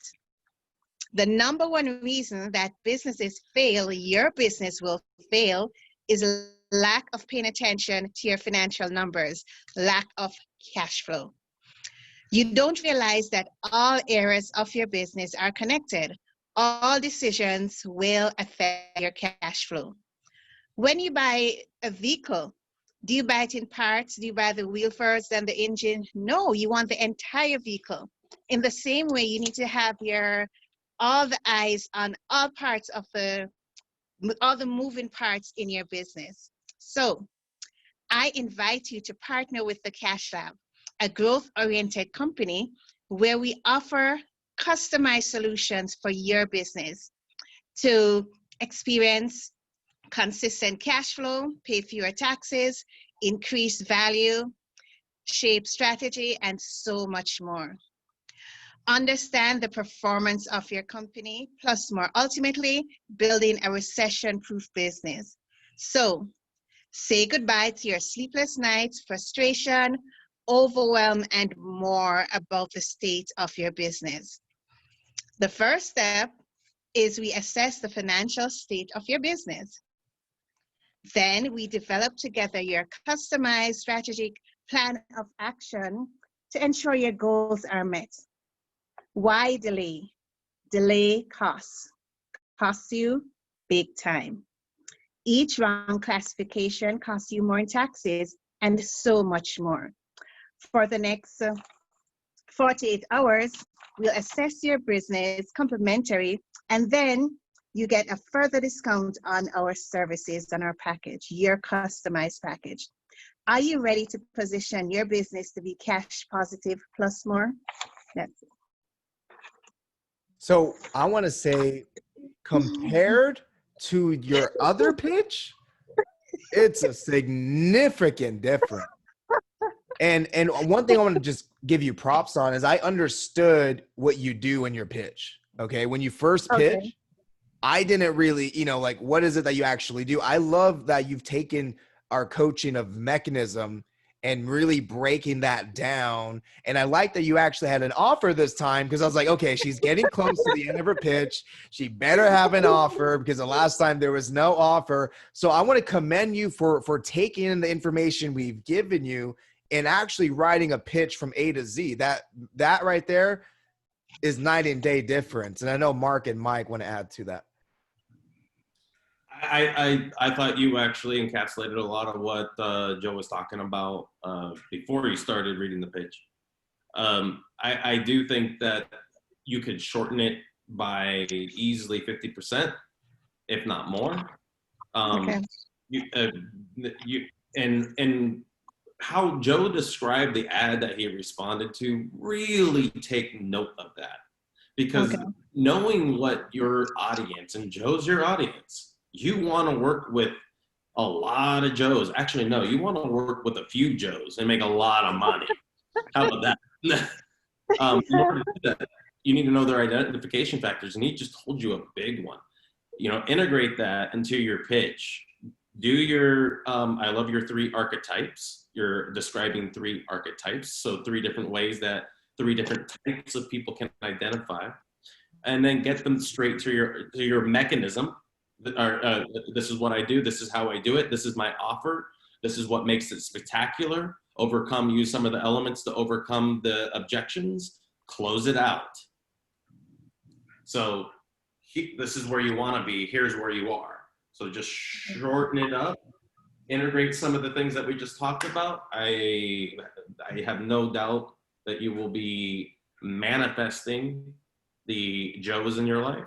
One of the things I want to say is Credit Ninja, if you haven't ran across her yet on Clubhouse, you want to learn from her, because she's always talking about the lifestyle. When you're in the money business, let's just be real. When you're in the money business, you're selling the lifestyle of money. You're not selling the pain of money. You want to eliminate that. You're selling the lifestyle, because she's always like, hey, cars and jets and nice homes. That's what good credit does for you. You're painting the actual reality of having great credit. You're painting the actual reality of a business who's making more money through your service. What does that look like? What does it look like? Better food, better cars, better trips, better, having an iPhone. Throw that $200 Android away. Get the iPhone to jump on Clubhouse, because you're saving more. You want to sell the lifestyle. And I think when you make the money business fun, you attract the right clients. Okay. And one of the things that what Credit Ninja, her attitude, I fucking love it. She has, first of all, boundaries are a big part of being a very, very, very successful person. And she has very clear boundaries, but they're not condescending, and they don't turn off. They're pre-qualifying. Hey, you want to have a conversation with me? This is what's up. And then get straight into it. This is the lifestyle. This is what's on the table. You want to keep it? You want to grow it? You want to see it disappear. What you do right now, what you say right now, well, that's going to be your decision. That's going to be what happens. No nonsense. And I love that. You might want to integrate your energy is different. We're all different. We all have our unique authenticity, but add a little edge into there. Because money, you know, to get somebody to open up about money, like I rarely open up to people about money. Most people have no idea, right? And I'm, in fact, look at the way I dress. I dress like a teenager because I grew up homeless and I have a weird relationship with money. I don't like letting people in. If you're gonna get me to open up, you really got to, well, like with Joe, he talked about the lifestyle being taken away, and how she hit those conversations, those pain points, those identification factors. So think about that. That's positioning. How do you want to do it? Unique to you. And the answer to that is going to be your pitch later tonight. Okay. I want you to try not to read and try to come from a place of emotion, because think about this for a second. You're a badass business woman, an entrepreneur. You are on the same level as every single one of your clients. You're on the exact same journey. So you have to be able to resonate that same type of ambition, right? And purpose. And that's what other entrepreneurs and serious business owners that you want to do business with, that's how they feel. And that's what they vibe with, right? Because for somebody like Mark to give out, you know, access to his money so that people can help him make even more money, right? That person needs to be not just edgy, but needs to be able to walk that line. Does that make sense? Do the, you know, just like when you, I want to be able to look at my accountant and know that person is going to go to the limit. Does that make sense? Not just like with the details of the stuff. They're going to give me ideas on how to make more money. They're going to be an idea person, right? An innovator. Hey, real quick, I want to challenge everyone that's listening on here. I don't want you guys to pitch tonight. I want you guys to work on your pitch.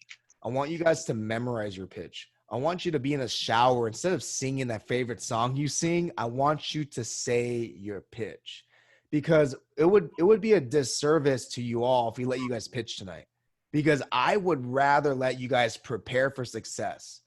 I want you guys to get in the emotion, like what Mike was saying. I want you guys to maximize your opportunities, because these rooms, guys, believe it or not, there's people making a ton of money from these rooms, right? And especially in our rooms.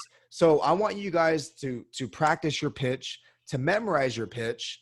And tomorrow, for the first, 30, 40 minutes of our room, we'll be with everyone in our dream team, which is everyone here. So tonight there'll be new pitches. Listen in, but I don't want you guys pitching for the reason of I want you to be more than ready to pitch. And I know that in 3 hours, there's no way you can memorize something, because something worth pitching, you got to spend much longer than 3 hours doing. You got to give yourself that shot. I want you guys to go to sleep thinking about your pitch. That's how much you got to put into this, guys. Because look, me, Mark, and Mike, we didn't take a training like this and then within the same day, boom, success happens. It takes repetition, right? Pitching vocally takes repetition. And I want you guys to be really prepared. So I want to challenge you guys, take today, take tomorrow morning, take tomorrow afternoon to position yourself for success. So you're not reading something. You're in the emotion. And I want everyone on Clubhouse to really feel that emotion. Does that sound good? Yeah. I feel crazy emotional because I haven't been on Clubhouse for the Me last. too. I'm like FOMO out, dude. Yeah. I think I'm going nuts. But look, guys, we're all here for you all. Like, we've invested 3 hours just really being here to elevate you guys. And that's how much we care about. That's how much we care about the knowledge we're giving you guys. So again, I think it'll be super awesome just to let you guys pitch tomorrow, get prepared, come ready to rock. And I think I'm going to close this up because I hear my son in the background. I got to go on dad mode so I could be in this pitch room tonight. Okay, thank you. Thank you guys so much. Thank you guys so much. It's been 3 hours. I looked at my clock. I was like, Joe, are you for real? Thank you so much for hanging. And, Thank you. this is recorded, so Yeah, it's thank you. posterity, and we'll continue the conversation. And I will say this, I love everything Joe said. However, if you get inspired, don't be afraid. I do things off the cuff because I'm connected with the essence of it so clearly that I can't help it but let it come through. Another thing, never, ever, ever, ever compare yourself. You are you. Tap into your energy, your essence, the essence of what you want to speak, the essence of how you want to help and affect people, and just let those things flow through you. And they will. The more you get out of your way, they will. And the less that you have to think about it, the less that you have to write it down, right? And instead, you speak it and you're like, oh my God, that's so fucking good. And you get it transcribed, you clean it up, you put it up on a funnel, boom, you're making money. So don't make it complicated. It's not. Awesome. Thanks, guys. We'll see you It's guys. simple and not always easy. There you go. That was awesome.